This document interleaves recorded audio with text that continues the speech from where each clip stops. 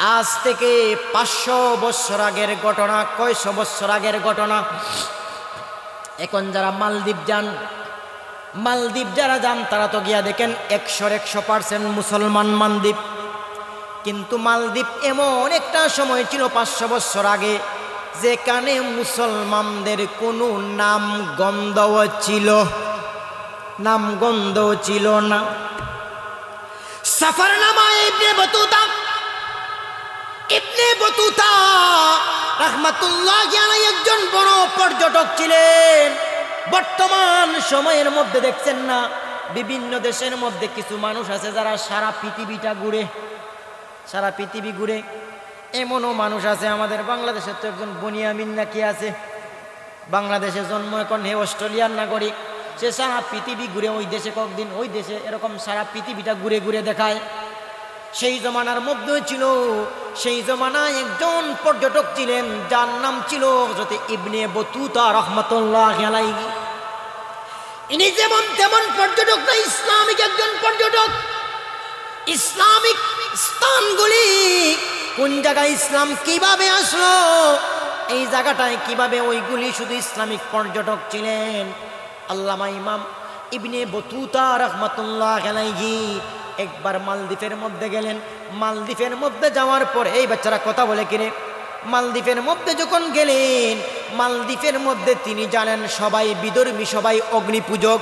কিন্তু গিয়া যাওয়ার পর দেখলেন মালদ্বীপের মধ্যে একজনও বিধর্মী নাই, সবাই মুসলমান মুসলমান। প্রতিটা মসজিদ থেকে আল্লাহু আকবরের আজান বেশি আসছে। আল্লামা ইমাম বতুতা রাহমাতুল্লাহি আলাইহি মনে মনে ভাবলেন, মনে মনে ভাবলেন, আমার জানা মতে কোন ইসলাম প্রচারক তো মালদ্বীপের মধ্যে আসে না, ইসলাম প্রচারের জন্য কেউ আসে না। আমি দেখার জন্য আসলাম তাদের দেশটা কেমন।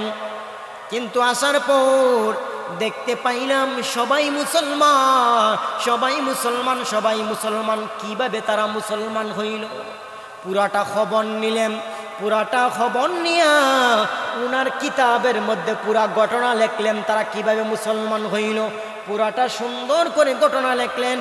এই ঘটনা আমি আপনাদের সামনে বলবো, মনোযোগ সহকারে শুনবেন তো ইনশাল্লাহ। দেখেন কোরআনের কেমন পাওয়ার। কোরআনের পাওয়ারের কারণে পুরাটা দেশ একসাথে কালেমা পড়ে মুসলমান হয়ে গেছে। আল্লামা ইমাম ইবনে বতুতা রাহমাতুল্লাহি আলাইহি বলেন, আমি শুনতে পাইলাম আমাকে সেই এলাকার মানুষ যখন জানাইলো তারা কিভাবে কালেমা পড়িয়া মুসলমান হইল, কিভাবে কালেমা পড়িয়া মুসলমান হইল। তারা বলল, এই এলাকার মধ্যে হঠাৎ করে ওই সাগর দিয়ে আরবের একটা জাহাজ যাচ্ছিল। আগের জাহাজ তো আর এত হাইফাই ছিল না, কাঠ দিয়া বানাইতো বা যেই জিনিস দিয়েই বানাক, একটা জাহাজ যাচ্ছিল। ওই জাহাজ হঠাৎ করে ঝড়ের কবলের মধ্যে, তুফানের কবলের মধ্যে পড়িয়া যায়। মাঝে মধ্যে দেখছেন না কি তুফান আয়, এক একটা নাম এক একবার, একবার দেয় আমপান, এক একবার দেয় কি কি, একবার দেয় আরো কি কি ধরনের তুফান যে নাম দেয় দেখছেন না, স্লাইকুন, আরো কত কিছু নাম দেয়। এই মুহূর্তের মধ্যে যখন তুফান শুরু হইল, তুফান শুরু হওয়ার পর ওই নৌকাটা, জাহাজটা ফাটিয়া দুই টুকরা হয়ে গেল। জাহাজের মধ্যে যেই সমস্ত যাত্রীরা ছিল সবাই মারা গেল, শুধুমাত্র একজন আল্লাহর বান্দা জীবিত রয়ে গেলেন। একজন আল্লাহর বান্দা জীবিত রয়ে গেলেন, উনি ছিলেন কোরআনের হাফেজ। উনার বাড়ি ছিল মরক্কো দেশের মধ্যে, উনার নাম ছিল হাফিজ আবুল বারাকা। আল্লাহর এই বান্দা হায়াত বাকি ছিল একটা কাঠ খণ্ডের মধ্যে সওয়ার হইয়া। তিনি যখন কাঠের মধ্যে সওয়ার হইলেন, আল্লাহ আল্লাহ জপতে থাকলেন, তেলাওয়াত করলেন। এই কাঠ খণ্ডটা ধীরে ধীরে ধীরে ধীরে মালদ্বীপের মধ্যে, মালদ্বীপ যারা গেছেন তারা জানেন চতুর্দিকে সাগর, মধ্যখানে মাটি। মালদ্বীপ মানে হলো দ্বীপ। কাকে বলা হয়? দ্বীপ হলো চতুর্দিকে পানি, মধ্যখানে মাটি, ওইটাকে তো দ্বীপ বলা হয়। মালদ্বীপটাই হইল চতুর্দিকে পানি আর মধ্যখানে হলো মাটি। এটাই হলো ছোট্ট একটা দেশ, যার নাম হলো মালদ্বীপ। এই মুহূর্তের মধ্যে তারা ডাক দিয়ে বলল, আল্লাহর এই বান্দা হাফিজে কোরআন হাফিজ আবুল বারাকাত বাঁচতে বাঁচতে বাঁচতে তিনি যখন মালদ্বীপের মধ্যে আসলেন, মালদ্বীপটা পুরা ছিল অগ্নিপূজক। এই জায়গায় কোনো মুসলমান ছিল না। উনি ছিলেন যুবক, দাড়ি দুড়িও ছিল না, সুন্দর একজন যুবক ছিলেন। ওই জায়গার মধ্যে আসলেন, আমার কথা বুঝেন তো আপনারা, এই জায়গার মধ্যে আসলেন, কোন জায়গায় যাবেন, কার বাড়ি যাবেন, কার সাথে কথা বলবেন, উনি আরবিতে বললে মালদ্বীপের মানুষে কি তা উনার কথা বুঝবে? কি কোন আপনারা? আর ওরা যদি কথা বলে তিনি কি তাদের কথা বুঝবেন? তো তিনি আকার ইঙ্গিতে মানুষকে বুঝাইতে চান, কিন্তু মানুষ তো বুঝতে রাজি না। চলতে লাগলেন, চলতে লাগলেন, চলতে চলতে চলতে চলতে মালদ্বীপের একটা বৃদ্ধা মহিলার বাড়ির মধ্যে গেলেন। এই বৃদ্ধা মহিলার শুধুমাত্র একটা সুন্দরী মেয়ে ছিল। মহিলার কোনো ছেলে ছিল না, মহিলার স্বামীও ছিল না। ওই মহিলাকে যেভাবেই পারেন তিনি বুঝাইছেন, এভাবে আসছেন, সাগরের মধ্যে ছিলেন। এরপরে সাগর ফাটিয়া গেল, নদীতে ফাটিয়া গেল। এরপরে কিনারায় আসলেন, এখন একটা আশ্রয় চান, মহিলা তাকে আশ্রয় দিল। এখন ওনার কাজ গইল, তিনি প্রতিদিন কাঠ কাটেন, ওই কাঠগুলি বাজারে বিক্রি করেন।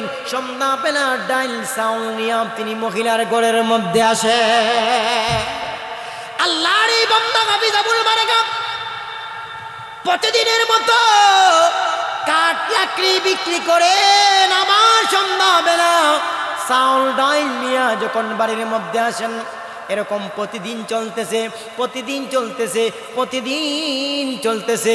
চলতে চলতে চলতে চলতে হঠাৎ করে একদিন সন্ধ্যাবেলা যখন বাড়ির মধ্যে আসলেন, বাড়ির মধ্যে আসার পর দেখতেছেন ওই বৃদ্ধা মহিলা এবং বৃদ্ধা মহিলার একমাত্র মেয়ে দুইজন একসাথে বসিয়া জুড়ে জুড়ে কান্নাকাটি করতে আছে। আমার ভাই বন্ধুরা, শুধুমাত্র তাই না, এমন বাটে কান্নাকাটি করে যেমন বোঝা যায় ভিতরটা ফাটিয়ে যায়। মানুষ কয়েক কারণে বিভিন্ন বিভিন্ন সময়ে কান্নাকাটি করে। দেখবেন মানুষ যদি সামান্য আঘাত পায় একরকম কান্না, আর যদি বড় ধরনের কিছু মা বাপ মারা যায়, ভিতর দেখবেন ফাটিয়া যায়। এমন কান্নাকাটি করে আবুল বারাকাত কিছুদিন থাকার কারণে তাদের মাত বুঝছেন কিনা বুঝেন নাই। যারা সৌদি আরব যায়, মালয়েশিয়া যায়, বিভিন্ন দেশে যায়, 1 মাস 2 মাস 3 মাস পরে তারাও দেখবেন পুরাপুরি মাতে আছে কিনা নাই। শুদ্ধ কান্না হোক, তাদের কথা বুঝে তাদেরকেও বুঝাইতে পারে কিনা পারে না। হাফিজ আবুল বারাকাত রাহমাতুল্লাহ আলাইহি ডাক দিয়ে বললেন, মারে আপনি কান্নাকাটি করেন কেন? আপনার মেয়ে কান্নাকাটি করে কেন? ওই বৃদ্ধা মহিলা ডাক দিয়ে কয়, বাবারে কান্নাকাটি করতেছে এই জন্য, আজ থেকে চিরদিনের জন্য আমি আমার মেয়েটাকে হারাইয়া দিব। আমি আমার মেয়েকে পাবো না, আমার মেয়েটা আজকে মারা যাইবে, হত্যা হয়ে যাইবে। যেহেতু আমার মেয়েকে আমি আর জিন্দেগিতে পাবো না, এই জন্য আমার মেয়ে আর আমি দুইজন মিলে কান্নাকাটি করতে আসে। আল্লাহর এই বান্দা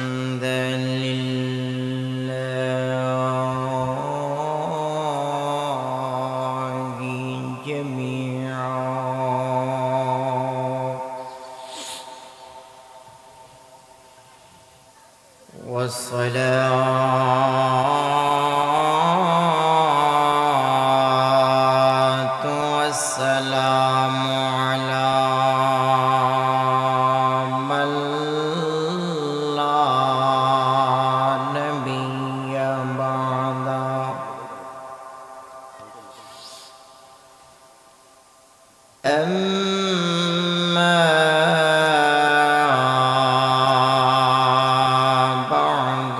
فقد قال الله تبارك وتعالى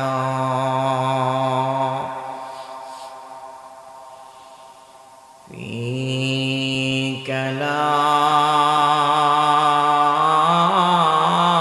كلامه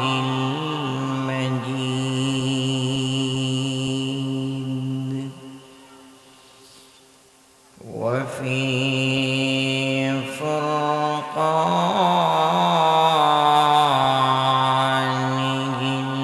الحميد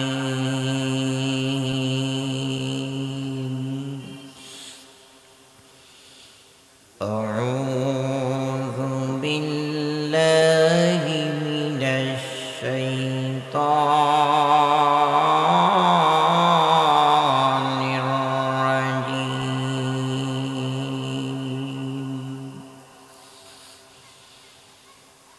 بسم الله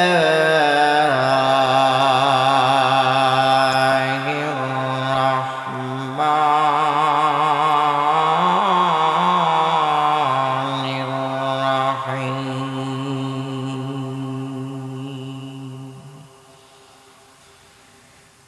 ألف لام ميم ذلك الكتاب لا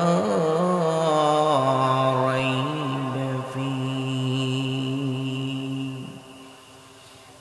هدى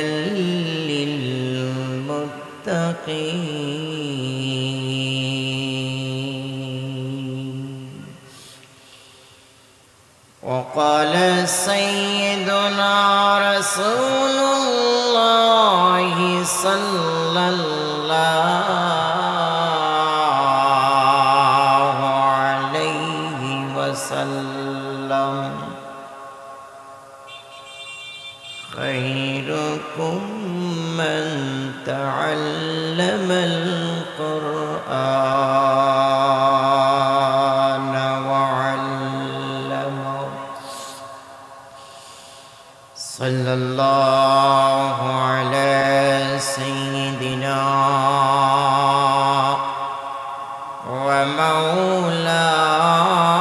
ومولانا محمد وعلى آله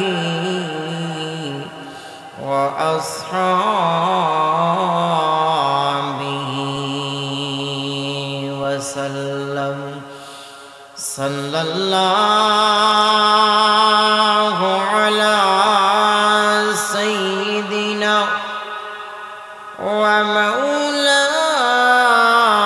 ومولانا محمد وعلى آله وأصحابه وسلم بلغ العلا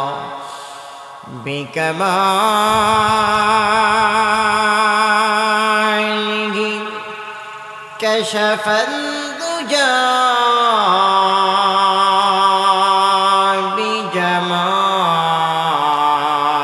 بجماله حسنت جميع خصاله صلوا عليه وآله حبيب خدا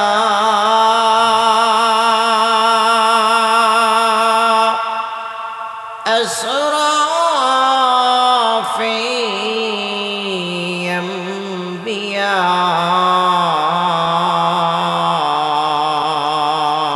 أنبياء كعرش مجيد شبوة متكا بلغ العلا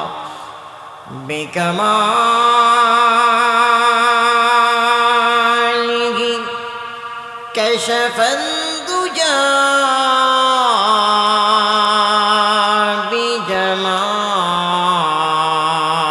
بجماله حسنت جميع خصاله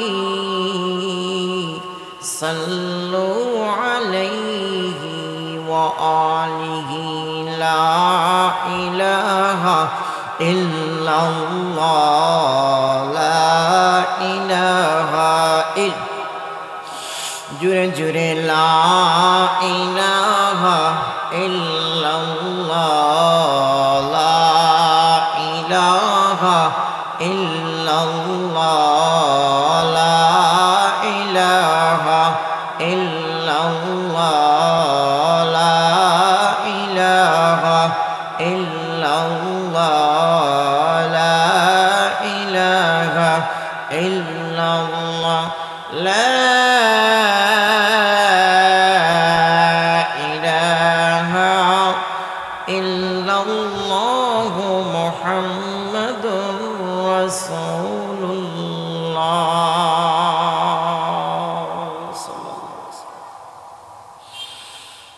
ঐতিহ্যবাহী পশ্চিম দর্শাবাসীর উদ্যোগে আয়োজিত 23তম বার্ষিক তাফসীরুল কোরআন মহাসম্মেলনের চলমান অধিবেশনের অত্যন্ত শ্রদ্ধাভাজন ব্যক্তি জনাব সভাপতি সাহেব, নায়েবে নবী ওয়ারাসাতুল আম্বিয়া মুআজ্জাজ মুকাররম উলামায়ে কেরাম, মুরব্বিয়ানে আযম, যুবক ভাইরা, জাতির কর্ণধার, জাতির ভবিষ্যৎ, বিভিন্ন প্রতিষ্ঠান থেকে আগত আগামী দিনের মুজাহিদ ছাত্র বন্ধুরা, পর্দার অন্তরালে অবস্থানরত আমার অত্যন্ত শ্রদ্ধে মা ও বোনেরা, আমি আপনাদের খেদমতি কালামুল্লাহ থেকে সবচেয়ে বড় সূরা সূরাতুল বাকারার প্রথম থেকে সামান্য 1-2টি আয়াতে কারিমা তেলাওয়াত করেছি। ওই আয়াতে কারিমার সাথে গভীর সম্পর্কিত তাজদারে মদিনা জিগরব শামেনা সাইয়্যিদুল কাওনান সাইয়্যিদুল মুরসালিন শফিউল মুজনিবিন রাহমাতুল্লিল আলামিনের অসংখ্য অগণিত হাদিসের ভান্ডার থেকে, বুখারী শরীফ থেকে ছোট্ট একখানা হাদিস আপনাদের খেদমতে পাঠ করেছি। মহান রব্বুল আলামিন যদি তৌফিক দান করেন তাহলে তেলাওয়াতকৃত আয়াত এবং পাঠকৃত হাদিসকে সামনে রেখে নির্ধারিত সময়ের ভিতর কিছু আলোচনা করার চেষ্টা করব ইনশাআল্লাহ। আল্লাহ যেন আমাকে ইখলাসের সাথে এবং সবাইকে আমলের নিয়তে শোনার তৌফিক দান করেন। সকলে বলেন আমিন। আর একটু জোরে সুরে বলেন আমিন। প্রিয় হাজিরিনে কেরাম,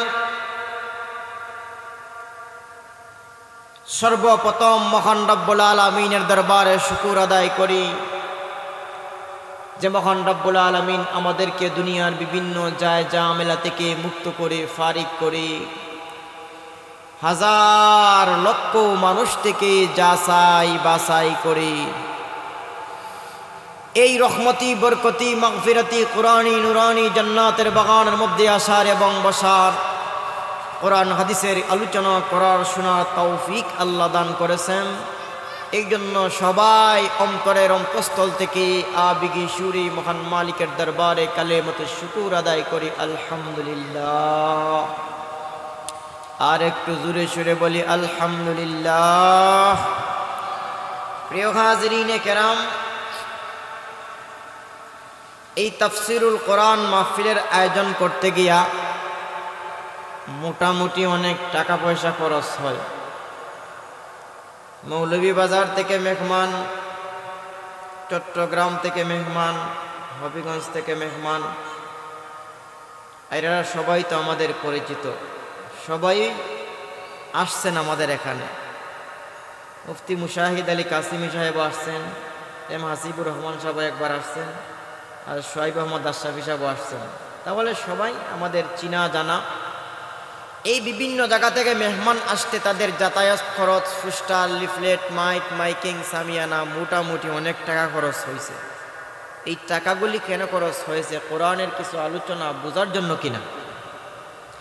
এই জন্য যে আয়াতটা তেলাওয়াত করেছি, যতক্ষণে আলোচনা করি ধারাবাহিকভাবে কিছু আলোচনা করব, আমলের নিয়তে মনোযোগ সহকারে শুনবেন তো ইনশাআল্লাহ। এই জন্য আমি ভূমিকা দিব না, ভূমিকা ছাড়াই আজকে আয়াত শুরু করব, যেহেতু আয়াতের আলোচনা অত্যন্ত লম্বা চড়া আলোচনা। প্রিয় হাজিরিনে কেরাম, ওই বিষয়ে কিছু আলোচনা করব, যেহেতু এটা তাফসীরুল কোরআন মাহফিল, কোরআন সম্পর্কে কিছু আলোচনা করব। আল্লাহর রাসূল বলেন, ইন্নাল্লাহা ইয়ারফাউ বিহাদাল কিতাবে আকওয়ামান ওয়া ইয়াযউ বিহি আখারিন। এই বাচ্চারা, ওই কথা বলো না, চুপ, তিন জায়গায় যাও, এদিকে যাও। আল্লাহর রাসূল বলেন, ইন্নাল্লাহা, নিশ্চয় আল্লাহ, ইয়ারফাউ, উঁচা করে দেন, বিহাদাল কিতাব, ওই কিতাবের কারণে, আকওয়ামান ওয়া ইয়াযউ বিহি আখারিন, অর্থাৎ এই যে কোরআন, এই কোরআন কাউকে সম্মানিত করে আর কাউকে কোরআনটা অপদস্থ বানায় দেয়। এই জন্য প্রিয় হাজরিন কেরাম, কোরআন এমন একটা গ্রন্থ, আসমানি সব গ্রন্থের শ্রেষ্ঠ গ্রন্থ, মহাগ্রন্থ আল কোরআন। আসমানি কিতাব তো শুধুমাত্র কোরআন নয়, তাওরাত ছিল আসমানি কিতাব, জবুর ছিল আসমানি কিতাব, ইনজিল ছিল আসমানি কিতাব, কিন্তু ওইগুলা ছিল শুধুমাত্র কিতাবুল্লাহ, আল্লাহর কিতাব। আর কোরআনটা হলো কিতাবুল্লাহ এবং কালামুল্লাহ, আল্লাহর কিতাব এবং আল্লাহর কথা। জুরে কোন সুবহানাল্লাহ। এই জন্য প্রিয় হাজরিনে কেরাম, এই কোরআন সম্পর্কে আল্লাহ নিজেই বলেছেন, ইন্না নাহনু নাযালনা যিকরা ওয়া ইন্না লাহু লাহাফিজুন। আল্লাহ বলেন, আমি আল্লাহ কোরআন নাজিল করেছি, কিয়ামত পর্যন্ত সেই কোরআনের হেফাজত করব। কেউ চাইলেও সেই কোরআনকে পরিবর্তন করতে পারবে। আল্লাহ তাওরাত সম্পর্কে বলেন নাই, বাস্তব দেখেন, আল্লাহ তাওরাত সম্পর্কে বলেন নাই আমি তাওরাতের হেফাজত করব। জবুর সম্পর্কেও বলেন নাই আমি জবুরের হেফাজত করব। ইনজিল সম্পর্কে আল্লাহ বলেন নাই যে আমি ইনজিল নাজিল করছি, ঈসার উপর আমি ইনজিলের হেফাজত কিয়ামত পর্যন্ত করব। এগুলি আল্লাহ বলেন নাই, যার কারণে কাফির বেঈমানরা তাওরাত জবুর ইনজিলকে পরিবর্তন করতে করতে এখন আর মেইন তাওরাত নাই, মেইন জবুর নাই, মেইন ইনজিল নাই, সবগুলিকে তারা জাল বানায় ফেলাইছে। কিন্তু কোরআন কেন পরিবর্তন করতে পারে না? আল্লাহর ঘোষণা, আল্লাহ নিজেই সূরা হিজরের একটা আয়াতের মধ্যে বলেন, ইন্না নাহনু নাযালনা যিকরা ওয়া ইন্না লাহু লাহাফিজুন। আল্লাহ বলেন, আমি আল্লাহ কোরআন নাজিল করেছি, কিয়ামত পর্যন্ত সেই কোরআনের হেফাজত করব।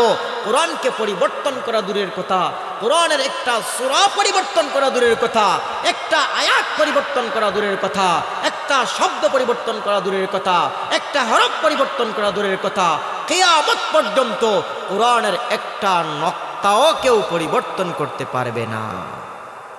জুরে কন্যা সুবহানাল্লাহ।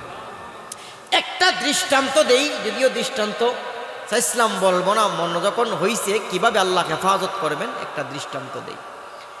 বাদশাহ মামুনুর রশিদ বলেন বা বাদশাহ হারুনুর রশিদ বলেন, এই ঘটনাটা তাফসিরে মাআরিফুল কোরআনের মধ্যে শাইখুত তাফসির আল্লামা ইদ্রিস কান্দলবী রাহমাতুল্লাহ আলাইহি সুন্দর করে উল্লেখ করেছেন যে দেখেন কিভাবে আল্লাহ কিয়ামত পর্যন্ত কোরআনের হেফাজত করবেন।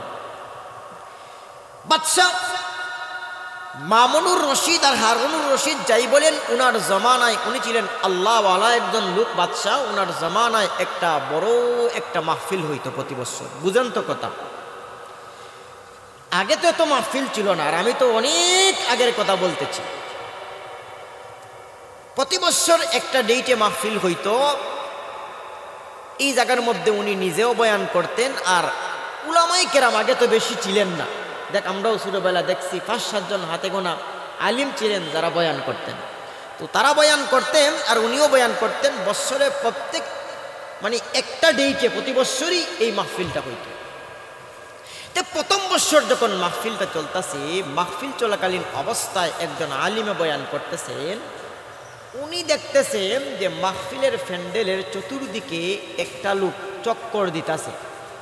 মনোযোগ দিয়া শুনলেন, চক্কর দিতেছে। উনি তাকাইলেন, দেখলেন লোকটা কেড়ে, সবাই বসে ওয়াজ শুনে, আর এই লোকটা চক্কর দেয়।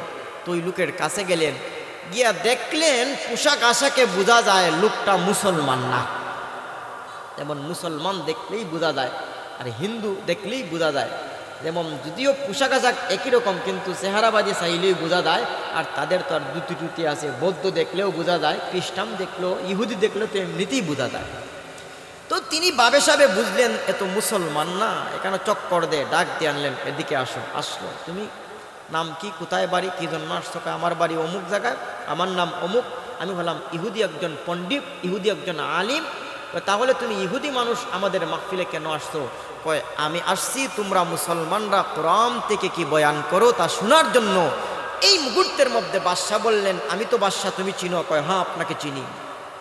তো বাদশাহ বললেন, আমি বাদশাহ হইয়া তোমাকে আমি অফার করতেছি, আমি তোমাকে বলতেছি যে তুমি কালেমা পড়ে মুসলমান হইয়া দাও। তোমাকে কালেমার দাওয়াত দিলাম, তুমি যদি মুসলমান হইয়া যাও তাহলে আমি বাদশার পক্ষ থেকে তোমাকে যা চাইবায় তা দিব, সোনা দানা গাড়ি বাড়ি যা চাইবায়। মনে মনে ভাবলেন যেহেতু ইহুদি একজন পণ্ডিত, ইহুদি আলিম, তাহলে তার দ্বারা মুসলমান হইলে ইসলামের একটা বড় ফায়দা হবে, তুমি যা চাইবাই তোমাকে তা দিব।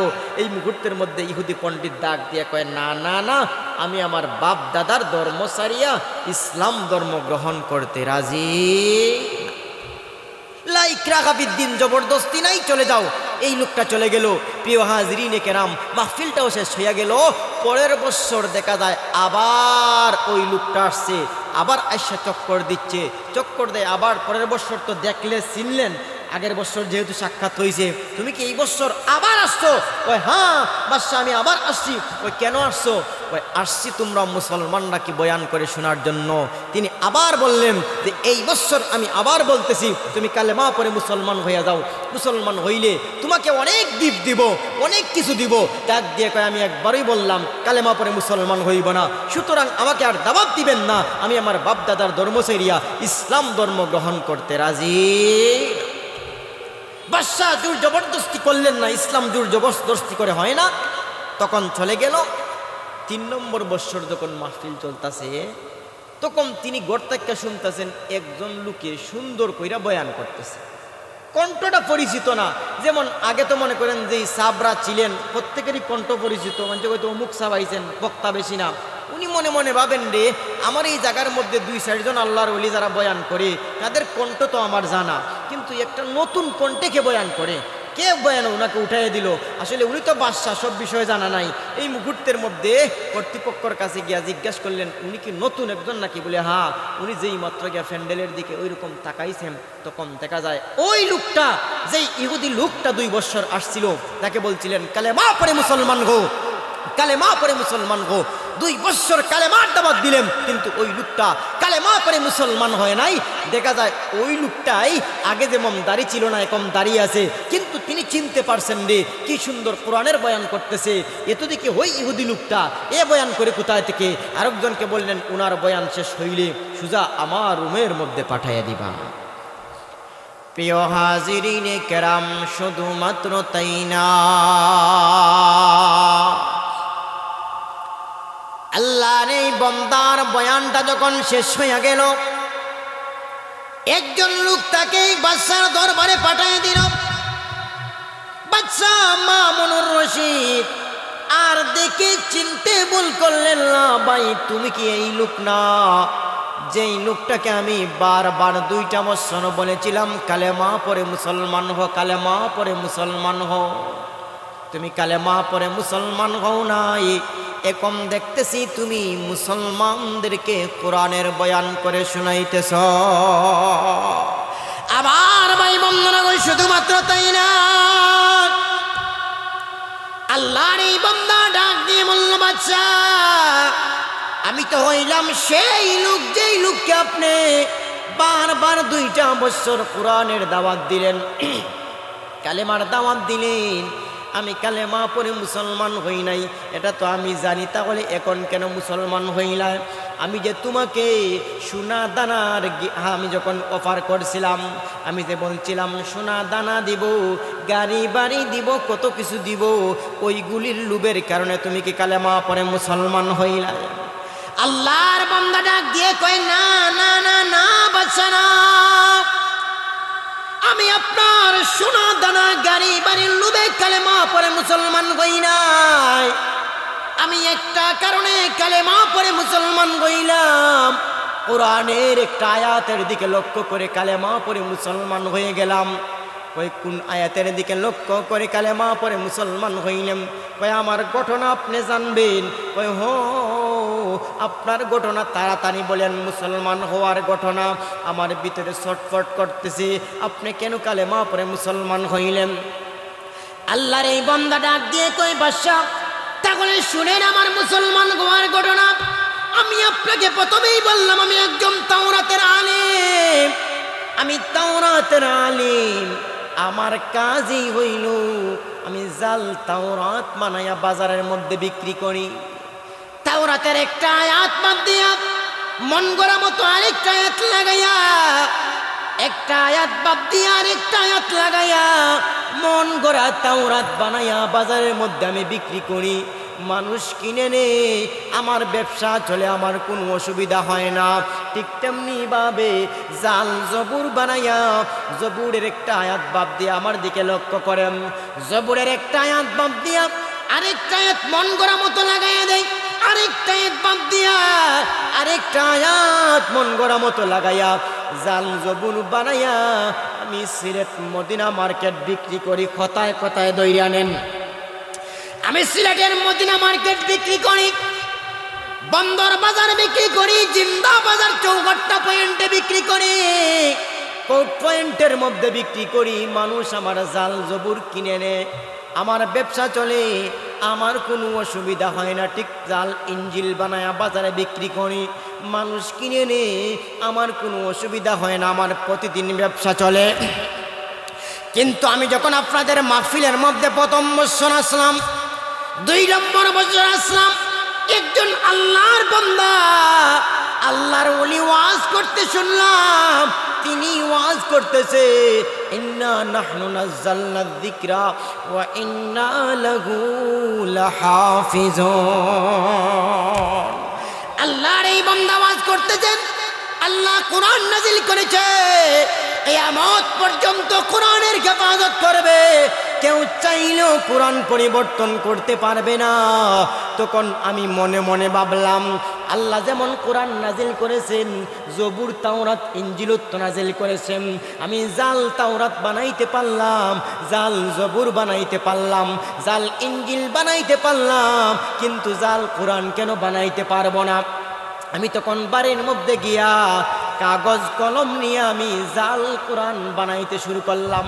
কোরআনের একটা আয়াত বাদ দিয়া মন গড়া মতো আরেকটা আয়াত লাগাইলাম, আরেকটা আয়াত বাদ দিয়া আরেকটা আয়াত লাগাইলাম, মন গড়া কোরআন বানাইয়া যখন আবার বন্দর বাজার নিয়ে গেলাম, যখন জিন্দা বাজার কথা বুঝার জন্য জিন্দা বাজার বলতেছি, ওই দেশের কথা, জিন্দা বাজার নিয়ে গেলাম, মদিনা মার্কেট চৌঘাট্টা পয়েন্টে নিয়ে গেলাম, কুদরতুল্লাহ পয়েন্টের মধ্যে নিয়ে গেলাম, যেই জায়গার মধ্যে আমি জাল তাওরাত বিক্রি করতাম, জাল জবুর বিক্রি করতাম, জাল ইঞ্জিল বিক্রি করতাম, ওই জায়গার মধ্যে জাল কোরআন নিয়ে গেলাম। মানুষেরা প্রথমে আমার হাত থেকে জাল কোরআন নেই, নিয়ে একটু মাত্র পড়া কয়টার মধ্যে অনেক ভুল আছে, এই জাল কোরআন আমরা কিনবো না। আরো জোরে কোন যায় না সুবহানাল্লাহ, আরো জোরে কোন সুবহানাল্লাহ। আমার ভাই বন্ধুরা কই, শুধুমাত্র তাই না, প্রথম দিন আমার একটা জাল কোরআন বিক্রি হয় না। এত কষ্ট করে আমি জাল কোরআন বানাইলাম, এতদিন পরিশ্রম করে জাল কোরআন বানাইলাম, আমার প্রথম দিন একটা জাল কোরআন বিক্রি হয় না। আমি সন্ধ্যাবেলা জাল কোরআনগুলিকে নিয়ে আবার বাসার মধ্যে আসলাম, সারাটা দিন ভাবলাম রে একটা জাল কোরআনও বিক্রি হয় না, অথচ ওই জায়গার মধ্যে শত শত জাল ইঞ্জিল, জাল জবুল, জাল তাওরাত বিক্রি করলাম। পরের দিন আবার সকালবেলা জাল কোরআনকে প্যাকেটের মধ্যে, ব্যাগের মধ্যে নিয়ে আবার যখন সেই পয়েন্টগুলোর মধ্যে চলে গেলাম, প্রথম দিন আমার হাত থেকে জাল কোরআনটা মানুষের নিচে নিয়ে ফেরত দিছে। 2 নম্বর দিন আমার হাত থেকে কেউ নেই না, ওই এ জাল কোরআন বিক্রি করে, সুতরাং আমরা তোমার কাছ থেকে কোনো জাল কোরআন কিনবো না। আমার ভাই বন্ধুরা, 2 নম্বর দিন চলে গেল, আমার একটা জাল কোরআন বিক্রি হয় না। বারাক্রান্ত হৃদয় নিয়া, অনেক কষ্ট মনের মধ্যে নিয়া আমি বাসার মধ্যে চলে আসলাম। এত কষ্ট করে লিখলাম, কি করব, একটা জাল কোরআন বিক্রি হয় না।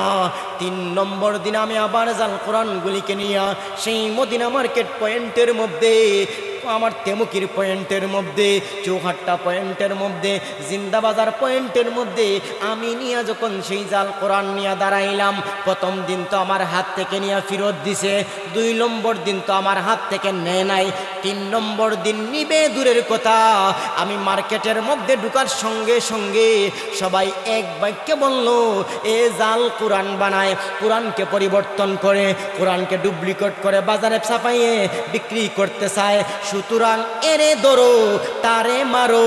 আমাকে মারতে মারতে জাল কোরআনের, জাল জাবুরের জন্য একদিনও মার খাই না, জাল জবুরের জন্য একদিনও মার খাই না, জাল ইঞ্জিনের জন্য একটা দিনও মার খাই না, অথচ জাল কোরআনের জন্য তারা আমাকে মারলো। মারতে মারতে মারতে মারতে তারা আমাকে এমনকি জমিনের মধ্যে রক্তাক্ত অবস্থায় শোয়া দেয়। আমার ভাই বন্ধুরা, শুধুমাত্র তাই না, তখন থেকে আমি বুঝতে পারলাম রে দুনিয়ার মানুষেরা, ও বাচ্চা, তখন আমি বুঝতে পারলাম আল্লাহ রাব্বুল আলামিন যে বলেছে, ইন্না নাহনু নাযালনা যিকরা ওয়া ইন্না লাহু লাগাফিজুন। আল্লাহ কোরআন নাজিল করেছে, কিয়ামত পর্যন্ত কোরআনের হেফাজত করবেন, কেউ চাইলেও পরিবর্তন করতে পারবে না। তখন আমার পুরোপুরিভাবে বিশ্বাস হয়ে গেল, তখন আমি মুসলমান হওয়ার ইচ্ছা করলাম। অগবাসা, আপনার কাছে এসে মুসলমান হইব, এত দূর আপনার বাড়ি, আমার কোনো টাইম নাই। আমি দৌড় দিয়ে আমার পাশের বাড়ির একজন আলিমের কাছে চলে গেলাম। আলিমের কাছে গিয়ে ডাক দিয়ে বললাম, ওগো আল্লাহর ওলি, আমি আপনার সাথে অনেক বেয়াদবি করলাম গো, কোরআনের সাথে অনেক বেয়াদবি করলাম, অনেক কোরআনের অবমাননা করলাম, জাল কোরআন বানাইলাম। আমি বুঝতে পারলাম ইন্নাদ-দীনা ইনদাল্লাহিল ইসলাম, ইসলাম ধর্ম একমাত্র আল্লাহর কাছে মনোনীত ধর্ম। ইন্নাদ-দীনা ইনদাল্লাহিল ইসলাম, আল্লাহর পয়গম্বর, আখিরি জামানার পয়গম্বর। আমার কোনো সন্দেহ নাই, আমি আর সেই বাতিল ধর্মে থাকতে চাই না। ওগো আল্লাহর ওলি, আপনি তাড়াতাড়ি আমাকে কালেমা পড়াইয়া মুসলমান বানায়া দা। আমার ভাই বন্ধুরা, শুধুমাত্র তাই না, তাড়াতাড়ি আমাকে তুমি কালেমা পড়াইয়া মুসলমান বানায়া দাও। ও বাদশা, আপনার সোনা দানা, আপনার গাড়ি বাড়ির লোভের কারণে আমি কালেমা পড়ে মুসলমান হই না। যদি আপনার গাড়ি বাড়ি এগুলির লোভের কারণে কালেমা পড়ে মুসলমান হইতাম, তাহলে প্রথম বছরে মুসলমান হইতাম। আমি মুসলমান হইয়া আমি একটা বছর মাদ্রাসার মধ্যে ভর্তি হইলাম। মাদ্রাসার মধ্যে ভর্তি হইয়া আলিমদের কাছ থেকে কোরআন হাদিস শিখলাম। কোরআন হাদিস শিখিয়া মুসলমান হইয়া, আলিম হইয়া, এখন আপনার এই মাহফিলের মধ্যে মুসলমানদেরকে কোরআনের বয়ান করে শোনা। এই জন্য প্রিয় হাজিরিনে কেরাম, কোরআনের দাম, কোরআনের পাওয়ার আল্লাহ রাব্বুল আলামিন নিজেই বলেন, এই কোরআন আমি নাজিল করলাম, কিয়ামত পর্যন্ত সেই কোরআনের হেফাজত করব। ইন্নাল্লাহা ইয়ারফাউ বিহাযাল কিতাবি আকওয়ামান ওয়া ইয়াযউ বিহি আখারিন। আল্লাহর রাসূল নিজে বলেন, আল্লাহ কোরআন নাজিল করেছেন, যারা কোরআনের সাথে সম্পর্ক রাখবে, মহান রাব্বুল আলামিন তাদের দামকে আল্লাহ বাড়াইয়া দিবে।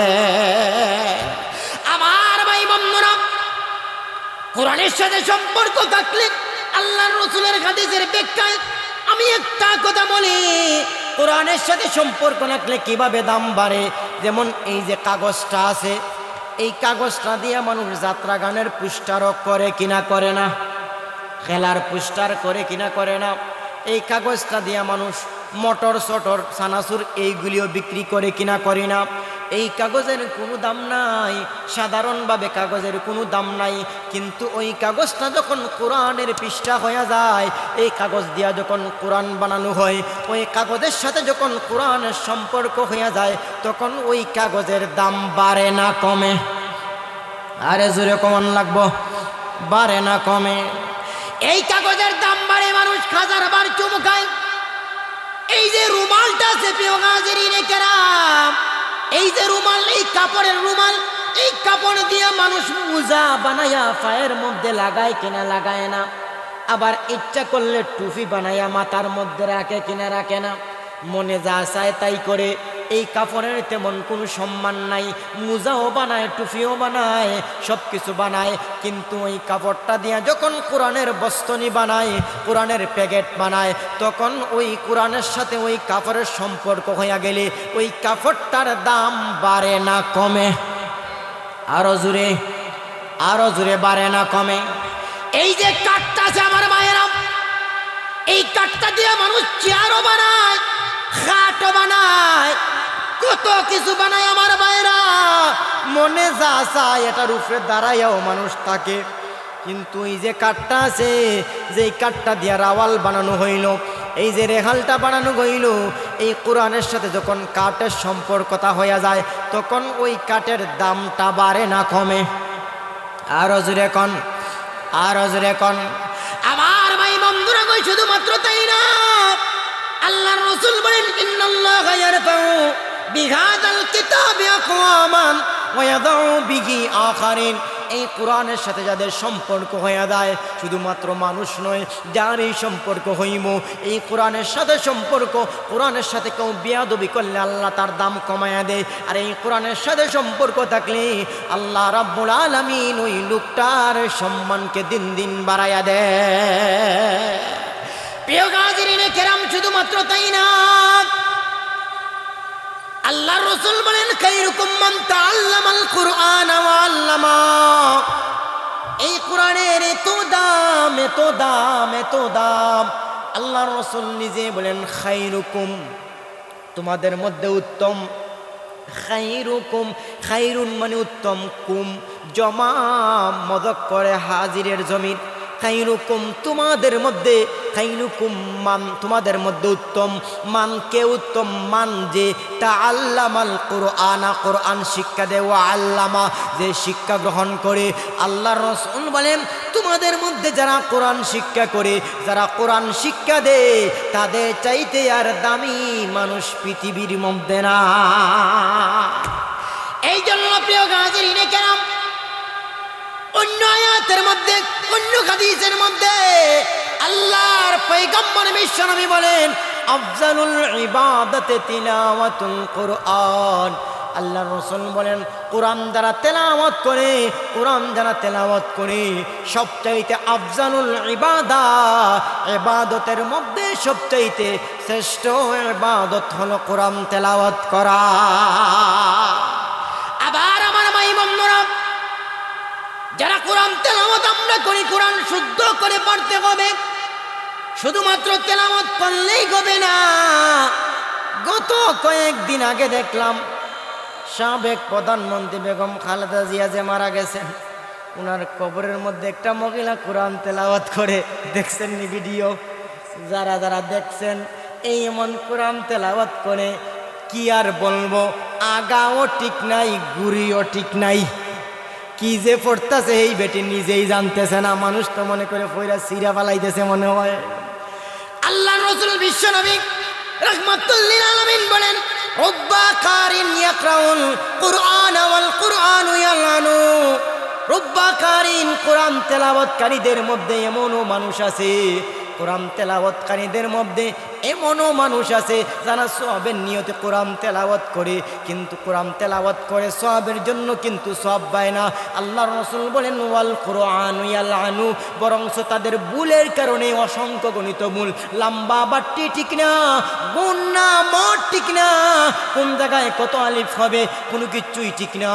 আল্লাহর রাসূল বলেন তাদের সওয়াবের পরিবর্তে আল্লাহ বরংস কোরআন তাদেরকে লানত করতে থাকে।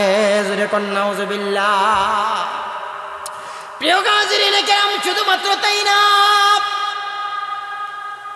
আল্লাহর রাসূল বিশ্বনবী রাহমাতুল লিল আলামিন বলেন আসসিয়াম ওয়াল কুরআনু ইয়াশফান। কোরআন এটা হলো বড় সুপারিশকারী, কোরআন এটা হলো বড় সুপারিশকারী। এই কোরআনটা সুপারিশকারী। কোরআনের সাথে যদি বন্ধুত্ব করতে পারেন, তাহলে ওই কোরআন তোমাকে বন্ধুত্বর খাতিরে সুপারিশ করিয়া আল্লাহর তৈরি জান্নাত পর্যন্ত পৌঁছাইয়া দিবে। প্রিয় গাজরিনে কেরাম, আমাদের বন্ধু, অনেকের বন্ধু বান্ধব আছে ঠিক, কিন্তু তুই একটু বিপদের মধ্যে পড়লেই ফোন দিলে কই আমি তো এই জায়গার মধ্যে না, আমি ঢাকা চলে আইছি। আছে কিনা নাই? বন্ধু ঠিকই আছে, কিন্তু বড় বেশেবার মধ্যে একটা বড় জায়গার মধ্যে গিয়া যদি সমস্যা হয়, ফোন দিলে কই আমি অমুক জায়গায় না তো অমুক জায়গায়। আছে কিনা নাই? কিন্তু কোরআন এমন একটা বন্ধু, ওই বন্ধুর সাথে যদি বন্ধুত্ব করতে পারো, ওই বন্ধু সুপারিশ করিয়া সবাইকে, কোরআন তার বন্ধুদেরকে আল্লাহর তৈরি জান্নাতের ফয়সালা করিয়া দিবে। এই জন্য কোরআন কিভাবে সহযুদ্ধ করে পড়া যায়, সহি করে কিভাবে পড়া যায়, কোরআন সহিযুদ্ধ করে পড়ার জন্য কায়দা কানুন জানতে হবে। কায়দা কানুন না জানলে সাফার জুড়ে শুধুমাত্র কারি সাহাব হলে চলবে না। আমাদের সমাজের মধ্যে আমরা তো কত মানুষ, আমিও তো একজন আছি খটাই মজুর কোনো পড়া শুদ্ধ না। এই জন্য সাফার জুড়ে ফললে হবে না যে আলহামদু এরকম পড়ছেন, ইহদিনার মধ্যে গিয়া হা বড় কইরা মারতে হয়, এটা জানেই না এটার মাখরাজ কোন জায়গায়। ইহদিনা যদি কেউ বলে তার কবিরা গুনাহ হবে। এই হাট আছে, এই হাটা হায় হাওয়াজ, এই হার মাখরাজ হইল হলকের শুরু থেকে। এই হলকের শুরু কোন জায়গা? হলক মানে হলো গলা, গলার শুরু ওই জায়গার মধ্যে। আর আরেকটা কাজে আছে হায় হত্যি হা হা আইন হা, এগুলি হলো হলকের মধ্যকান মানে মাঝামাঝি থেকে, হলক মানে গলা। আর আরেকটা আছে হামজা হা, আরেকটা আছে গাইন খা। গাইন খার মখরজ হলো হলকের শেষ ওই জায়গা থেকে। কেউ বলেন হলক গলা শুরু ওই জায়গা থেকে, কেউ বলেন গলা ওই জায়গা থেকে। যারা বলেন গলা ওই জায়গা থেকে, বডি সিনার কাছ থেকে শুরু, ওদের মতো হইল যে আমার বাইরা হা হামজা হা এগুলি হলকের শুরু থেকে, আইন হা হলকের মধ্যকান থেকে, গাইন খা হলকের শেষ থেকে। এখন কোনো মানুষ যদি কয় ইহদিনাস, এটা হলকের মধ্যে আছে না ফেটের মধ্যে চলে গেছে, ইহ মারলে এটা গলার থাকে না ফেটের মধ্যে চলে যায়, তাহলে কি মাখরাজ থেকে আদায় হইল? আইন হা হলকের মধ্যকাম থেকে, গাইন খা অর্থাৎ যে হরফগুলি আছে 29টা, আরবি হরফ 29টি, মাখরাজ 17টি। আর কোরআনকে শুদ্ধ করে পড়তে হলে সর্বপ্রথম আরবি হরফ 29টি, মাখরাজ সহ সিফাতকে পরিপূর্ণভাবে জানতে হবে। এরপরে লম্বা বাট্টি, নুন মিম নুন সাকিনের কায়দা, মিম সাকিনের কায়দা, এরপরে হলো মদের কায়দা, ইখফায়ে শফু, এরপরে যা কিছু আছে মদ্দে লাজিম কলমি মুসাক্কল, মদ্দে লাজিম হরফি, যা কায়দা কানুনগুলি আছে, ওই কায়দা কানুনগুলি জানিয়া কোন জায়গার মধ্যে হয় আলিফ, কোন জায়গার মধ্যে। আমরা যখন ছোটবেলা কোরআন শরীফ পড়তাম তখন আমাদের এক হুজুর ছিলেন মজ্জিন সাহেব, হুজুরে শিখাই দিয়েছিলেন, ওই যে দেখবেন মাঝে মধ্যে মদের জায়গার মধ্যে লম্বা একটা টান থাকে, আসেনি? যেমন মনে করেন উলাইকা আলা, উলাইকার মধ্যে লম্বা একটা টান আছে। আবার দেখবেন বিমা উংজিলা, ওইটার মধ্যে আছে দেখবেন বিমা উংজিলার উপরে দেখবেন সাফের মতো বেকা টান। আর দেখবেন আরেকটার মধ্যে থাকে সুজাইন না একটু এরকম দিছে, আমাদেরকে বলতেন ওই রকম সুজা যেটা ওইটা মারবা 4 আলিফ লম্বা, আর যেটা ওই রকম বেকা মারছে এটা দিবা 3 আলিফ। আমরা তো তখন জানতাম না, একটা হলো মধ্যে মুনফাসিল, একটা হলো মধ্যে মুত্তাসিল, এগুলি জটিল অনেক লম্বা চূড়া কায়দা, ওইগুলি জানতে হবে। আমাদের সমাজের মধ্যে যে কেরাত সেন্টারগুলি হয়, দারুল কেরাতগুলি হয়, এইগুলির মধ্যে আমরা হক আদায় করে যদি আমরা পড়াই তাহলে গজল গাইলে চলবে না। এই জায়গার মধ্যে বিভিন্ন মানুষের জীবনী পড়লে হবে না। এই জায়গার মধ্যে কেন বাচ্চারা আসছে, গার্জিয়ান কেন দিছে কোরআন শুদ্ধ করে পড়ার জন্য? আপনারা বুকের মধ্যে হাত দিয়ে বলেন তো দেখি, বর্তমান সময়ের মধ্যে যতগুলি বাচ্চারা কেরাত সেন্টারের মধ্যে পড়ে, এই জায়গার কথা বলছি না, বিভিন্ন জায়গার মধ্যে কয়টা বাচ্চা আছে কোরআনের কায়দা কানুন জানে? কেন লম্বা হইল, কেন বাট্টি হইল, কেন মদ হইল, ইখফা কারে কয়, একদম কারে কয়, মধ্যে মুত্তাসিল কারে কয়, এইগুলি কয়টা বাচ্চায় জানে? এই জন্য ওয়াদা আমাদের করতে হবে, যারা আমরা দারুল কেরাত চালাই, গজল বাদ দিয়া, মানুষের জীবনী বাদ দিয়া, দংডাং সব কিছু বাদ দিয়া, কোরআনের কায়দা কারণ তার বডির মধ্যে ফিট করতে হবে, ব্ল্যাক বোর্ডের মধ্যে দেখাইতে হবে কোনটার কোন কায়দা। যখন আমরা এইগুলি পড়ব পড়াইব তাহলে অটোমেটিকলি কোরআন শুদ্ধ করে পড়া যাবে কিনা যাবে না। এই জন্য প্রিয় হাজিরিনে কেরাম, এই জন্য আজকাল সমাজের মধ্যে যখন কারি সাহেবরাও নিয়োগ দেওয়া হয় তখন কোন কারি সাহেব কায়দা কানুন জানে ওই কারি সাহেবকে আনা হয় না। দেখো কোন কারি সাহেবের কণ্ঠ বাঁশির মতো, ওই কারি সাহেব রেখো আনোবা। মস্ক যখন দিব তখন সারা এলাকার মানুষ পাগল হইয়া যাইব মস্ক শূন্য। এই জন্য প্রিয় হাজিরিনে কেরাম, আমরা ওই কায়দা কানুনের দিকে গুরুত্ব দিতে হবে। আরেকটা সুসংবাদ আছে মক্তবের বিষয়ে, আমি সর্বশেষ আপনাদেরকে বলবো প্রিয় হাজিরিনে কেরাম। এই জন্য পবিত্র কোরআন এমন একটা গ্রন্থ, যারা কোরআনের সাথে সম্পর্ক লাগাইবে আল্লাহ রাব্বুল আলামিন দিন দিন তাদের দাম বাড়িয়ে দিবেন। জোরে কোন সুবহানাল্লাহ। আর কোরআনের এমন কিছু পাওয়ার আছে, আসলে আমরা আগে দেখতাম, আগে আমরা শুনছি মুরব্বীরা বলতেন ওই 10 গ্রাম খুঁজছে একজন আলিম পাওয়া গেছে না, আলিম দেখে ফাইলে পানির বোতল দিলে ফু দিলে খামে আইছে। আসিল না? কিন্তু এখন কেন কাজে আসে না? এর অনেকগুলি কারণ হলো। প্রথম নম্বর কারণ হলো গিয়া, প্রথমে তো এখলাস ঠিক করতে হবে। আমরা ফু দেই ঠিক আছে, ফুর মধ্যেও কিছু থাকে, আবার ডাক্তারের বাইরেও কিছু থাকে, আছে কিনা নাই?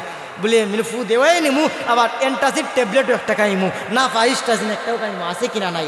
এর 2 নম্বর হইল গিয়ে আমার ভাইরা, ফু দিতে হইলে যিনি ফু দিবেন ওনার মুখটা পাক থাকতে হবে। আজকাল সমাজের মধ্যে আমরা হুজুর যারা আছি, বলেন তো দেখি, ইচ্ছায় অনিচ্ছায়, বুঝিয়া না বুঝিয়া কত জাতের খানা খাইতে হয়। সুদকুরের করে দাওয়াত দে, মদকুরের করে দাওয়াত দে। কিছুদিন আগে এক জায়গায় ওয়াজের মধ্যে গেলাম, একজন আমার কইল, হুজুর ওই জায়গার মধ্যে খাইয়েন না, বেটা বিচার আচার করে, এরকম অবৈধ টাকা আপনি যাইয়েন না। এরপরে আমার টাইন্না টুইন্না জুড়ে টুরে না খাবাইছে। বলেন তো দেখি, হুজুররা এখন বেশিরভাগ তো দাওয়াত টাওয়াত বেশি থাকে। এখন কোনবা কিভাবে টেকা আনছে, কিভাবে চলতেছে, হুজুরে সারা জীবন শুধুমাত্র খাবান, কোন জায়গা থেকে খাবায়? আসলে যারা এই অবৈধ পথের টাকা, তাদের একটু বোঝার দরকার যে আমি যে খাবাইতাম আমার এগুলি ঠিক আছে কিনা নাই। আজকাল সমাজের মধ্যে হুজুররা এই অবৈধ টাকা খাইয়া, মনে করেন সুদকুরের গরুও দাওয়াত, না খাইলে গুসা করবো, বেদাল শুরু করবো, অমুকের গরুও দাওয়াত, অমুকের গরু খাইতে খাইতে খাইতে খাইতে দেখা যায় যারা এই হালাল খাদ্য খায় না, তাদের যদি দোয়া করা হয়, এই দোয়া সম্পর্কে আল্লাহ রসুল বলেন কবুল হবে না। এই জন্য আমাদের গেজা এগুলি আমরা হালাল পদ্ধতিতে উপার্জন করতে হবে। হালাল ইনকামের মাধ্যমে যদি খাই, আরও কত কিছু আছে হাজিরিনে কেরাম। এই জন্য কোরআনের কিছু পাওয়ার আছে, এই পাওয়ারগুলি বর্তমানে আমরা ফিট করতে পারি না কেন? সাহাবায়ে কেরামের জমানায়, তাবিঈন, তবে তাবিনের জমানায় দেখা যায় কোরআনের যে পাওয়ারটা আছিল, তারা যেভাবেই এটাকে দিছেন ওইভাবেই কাজে লাগছে। এরকম প্রমাণ আছে কিনা নাই? কোরআনের যে একটা পাওয়ার, একটা দৃষ্টান্ত দেই, সামান্য একটা দৃষ্টান্ত দেই। প্রিয় হাজিরিনে কেরাম, এই যে কোরআনের যে আমরা যে পানির মধ্যে ফু দিয়া পানি পান করি, অনেকে মনে করে যে পানির মধ্যে ফু দিল, এই ফুটা তো দিছে, ফুটা পানির মধ্যে লাগছে, তো এইটা আবার শরীরের মধ্যে কাজ করবো কিভাবে? আছে না এরকম? ফখরে বাঙ্গাল আল্লামা তাজুল ইসলাম সাহেব রহমতুল্লাহ আলাইহিকে ট্রেনের মধ্যে একটা নাস্তিক প্রশ্ন করছিল, হুজুর ফখরে বাঙ্গাল তাজুল ইসলাম সবাই চিনবেন না, কেমন মানুষ? ওনার বাড়ি ব্রাহ্মণবাড়িয়া ছিল, উনি দুনিয়ার মধ্যে নাই, আল্লাহ জান্নাত দান করুক, সকলে বলে নাম। এমন গরম মানুষ ছিলেন, এমন বুদ্ধি, যেমন আলিম, সব কিছু পরিপূর্ণ। একজন নাস্তিক প্রশ্ন করছে, হুজুর একটা প্রশ্ন, আপনারা যে ফু দেন মানুষকে, মাথা ব্যথা হইলে ফু দেন, পানির মধ্যে ফু দেন, এই যে কোরআন বইরা ফু দেন, এটা ফুটা তো দিয়ে দিলেন, এই ফুটা চামড়ার মধ্যে লাগলো, ভিতরে গিয়ে ঢুকলো না, তাহলে এটার মধ্যে খাস করে কি ভাই, কমে কি ভাই? মানুষকে আপনারা ভুলভাল শুনান। এই মুহূর্তের মধ্যে ওই তাজুল ইসলাম সাহেব রহমতুল্লাহ আলাইহি তারা কোনো কিচ্ছু বললেন না, তার দিকে চোখটা বড় বড় কইরা শুধুমাত্র বললেন গাধা। কি বলছেন? গাধা বলছেন। গাধা বলার সঙ্গে সঙ্গে এই লোকটা, ভদ্র লোকটা, তার চোখটা বড় বড় হইয়া গেল, রাগাম্বিত হইয়া গেল। আপনি আমাকে গাধা বললেন? কত বড় সাহস, আমাকে গাধা বলেন? আমার পাশেই মানুষ বসতে পারে না, আপনি আমাকে গাধা বললেন? রাগাম্বিত হইয়া সিরবে, মারবে, ধরবে, একেবারে অস্থির, তার শরীর দিয়ে গাম শুরু হয়েছে। এই মুহূর্তের মধ্যে তাজুল ইসলাম সাহেব বললেন, ভাই আপনি একটু থামেন, আমি গাধা ইচ্ছা করে বলে নাই, আমি একটা কারণে বলছি। আমার এই যে মুখটা দিয়া আমার একটা শব্দ বাইরে হইল গাধা, এই আমার গাধা শব্দ শোনার সঙ্গে সঙ্গে, আপনার কানে দিয়া ঢুকার সঙ্গে সঙ্গে আপনার শরীরটা পরিবর্তন হয়েছে কিনা হয় নাই? রাগাম্বিত হইয়া তুসতাস করবেন, মারবেন, গামিয়া গেছেন, একবারে আপনার অবস্থা খারাপ হয়ে গেল আমার মুখের কথা শুনিয়া। আর আল্লাহর কালাম, কালামুল্লাহ, এই আল্লাহর কথা বলে যদি একটা ফু দেই, আমার কথায় যদি আপনার পরিবর্তন আসতে পারে শরীরে, তাহলে আল্লাহর কালাম পইরা ফু দিলে এই কথায় পরিবর্তন আসবে কিনা আসবেন? আরো জোরে এখন। প্রিয় হাজিরিনে কেরাম, শুধুমাত্র তাই না, আরেকটা উদাহরণ দিয়ে দেখেন কোরআনের কেমন পাওয়ার, কোরআনের কেমন পাওয়ার। আজ থেকে 500 বছর আগের ঘটনা, কয়শো বছর আগের ঘটনা। এখন যারা মালদ্বীপ যারা যান, তারা তো গিয়া দেখেন 100% মুসলমান মালদ্বীপ। কিন্তু মালদ্বীপ এমন একটা সময় ছিল 500 বছর আগে, যেখানে মুসলমানদের কোনো নাম গন্ধও ছিল না। সাফারনামা ইবনে বতুতা রাহমাতুল্লাহি আলাইহি একজন বড় পর্যটক ছিলেন। বর্তমান সময়ের মধ্যে দেখছেন না, বিভিন্ন দেশের মধ্যে কিছু মানুষ আছে যারা সারা পৃথিবী ঘুরে। এমনও মানুষ আছে, আমাদের বাংলাদেশের তো একজন বনিয়ামিন নাকি আছে, বাংলাদেশে জন্ম, এখন হে অস্ট্রেলিয়ার নাগরিক, সে সারা পৃথিবী ঘুরে, ওই দেশে কয়েকদিন, ওই দেশে, এরকম সারা পৃথিবীটা ঘুরে ঘুরে দেখায়। সেই জমানার মধ্যে ছিল, সেই জমানায় একজন পর্যটক ছিলেন যার নাম ছিল হযরত ইবনে বতুতা রাহমাতুল্লাহ আলাইহি। ইনি যেমন তেমন পর্যটক না, ইসলামিক একজন পর্যটক। ইসলামিক স্থানগুলি কোন জায়গায় ইসলাম কিভাবে আসলো, এই জায়গাটায় কিভাবে, ওইগুলি শুধু ইসলামিক পর্যটক ছিলেন। আল্লামা ইমাম ইবনে বতুতা রাহমাতুল্লাহ আলাইহি একবার মালদ্বীপের মধ্যে গেলেন। মালদ্বীপের মধ্যে যাওয়ার পর, এই বাচ্চারা কথা বলে কিনে, মালদ্বীপের মধ্যে যখন গেলেন, মালদ্বীপের মধ্যে তিনি জানেন সবাই বিধর্মী, সবাই অগ্নিপূজক, কিন্তু গিয়া যাওয়ার পর দেখলেন মালদ্বীপের মধ্যে একজনও বিধর্মী নাই, সবাই মুসলমান মুসলমান। প্রতিটা মসজিদ থেকে আল্লাহু আকবরের আজান বেশি আসছে। আল্লামা ইমাম বতুতা রাহমাতুল্লাহ আলাইহি মনে মনে ভাবলেন, আমার জানা মতে কোন ইসলাম প্রচারক তো মালদ্বীপের মধ্যে আসে না, ইসলাম প্রচারের জন্য কেউ আসে না। আমি দেখার জন্য আসলাম তাদের দেশটা কেমন। কিন্তু আসার পর দেখতে পাইলাম সবাই মুসলমান, সবাই মুসলমান, সবাই মুসলমান। কিভাবে তারা মুসলমান হইল? পুরাটা খবর নিলেন। পুরাটা খবর নিয়া উনার কিতাবের মধ্যে পুরা ঘটনা লেখলেন, তারা কিভাবে মুসলমান হইল।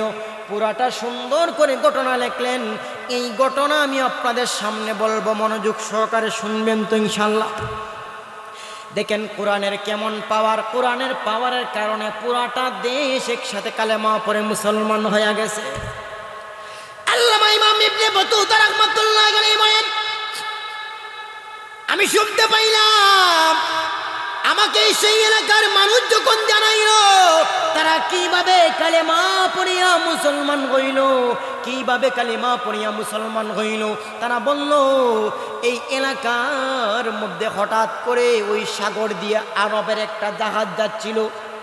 আগের জাহাজ তো আর এত হাই পাই ছিল না, কাঠ দিয়া বানাইতো বা যেই জিনিস দিয়েই বানাক, একটা জাহাজ যাচ্ছিল। ওই জাহাজ হঠাৎ করে ঝড়ের কবলের মধ্যে, তুফানের কবলের মধ্যে পড়িয়া যায়। মাঝে মধ্যে দেখছেন নাকি তুফান আয়, এক একটা নাম এক একবার, একবার দেয় আমপান, এক একবার দেয় কি একবার দেয় আরো কি ধরনের তুফান যে নাম দেয় দেখছেন না, স্লাইকুন, আরো কত কিছু নাম দেয়। এই মুহূর্তের মধ্যে যখন তুফান শুরু হইল, তুফান শুরু হওয়ার পর ওই নৌকাটা, জাহাজটা ফাটিয়া দুই টুকরা হয়ে গেল। জাহাজের মধ্যে যেই সমস্ত যাত্রীরা ছিল সবাই মারা গেল, শুধুমাত্র একজন আল্লাহর বান্দা জীবিত রয়ে গেলেন। একজন আল্লাহর বান্দা জীবিত রয়ে গেলেন। উনি ছিলেন কোরআনের হাফেজ। উনার বাড়ি ছিল মরক্কো দেশের মধ্যে। উনার নাম ছিল হাফিজ আবুল বারাকাত। আল্লাহর এই বান্দা হায়াত বাকি ছিল একটা কাঠ খণ্ডের মধ্যে সওয়ার হইয়া। তিনি যখন কাঠের মধ্যে সওয়ার হইলেন, আল্লাহ আল্লাহ জপতে থাকলেন, তেলাওয়াত করলেন। এই কাঠ খণ্ডটা ধীরে ধীরে ধীরে ধীরে মালদ্বীপের মধ্যে, মালদ্বীপ যারা গেছেন তারা জানেন চতুর্দিকে সাগর, মধ্যখানে মাটি। মালদ্বীপ মানে হলো দ্বীপ। কাকে বলা হয়? দ্বীপ হলো চতুর্দিকে পানি, মধ্যখানে মাটি, ওইটাকে তো দ্বীপ বলা হয়। মালদ্বীপটাই হইল চতুর্দিকে পানি আর মধ্যখানে হলো মাটি। এটাই হলো ছোট্ট একটা দেশ, যার নাম হলো মালদ্বীপ।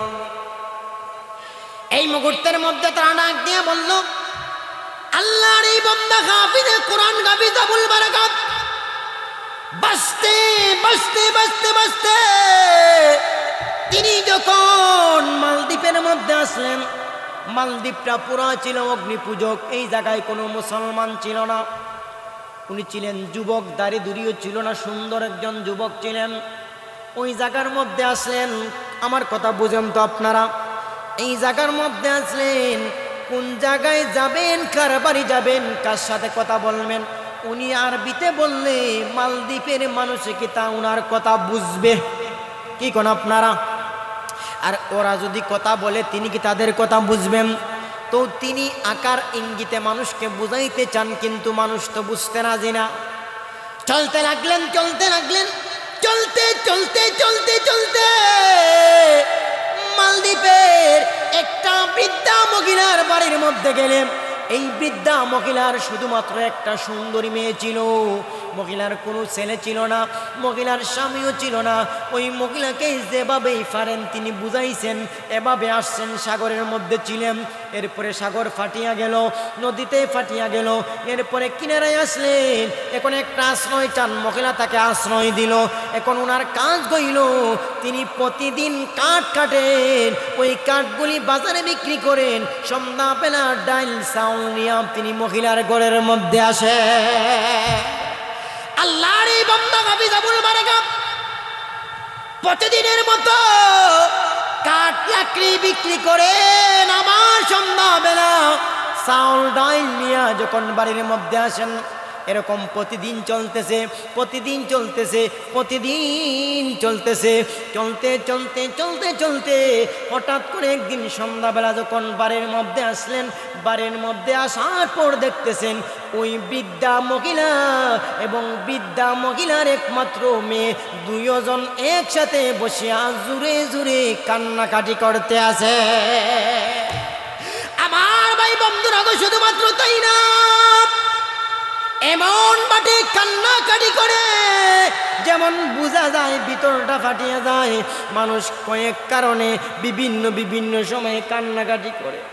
দেখবেন মানুষ যদি সামান্য আঘাত পায় একরকম কান্না, আর যদি বড় ধরনের কিছু মা বাপ মারা যায় ভিতর দেখবেন ফাটিয়া যায়। এমন কান্নাকাটি করে আবুল বারাকাত কিছুদিন থাকার কারণে তাদের মাত বুঝছেন কিনা বুঝেন নাই।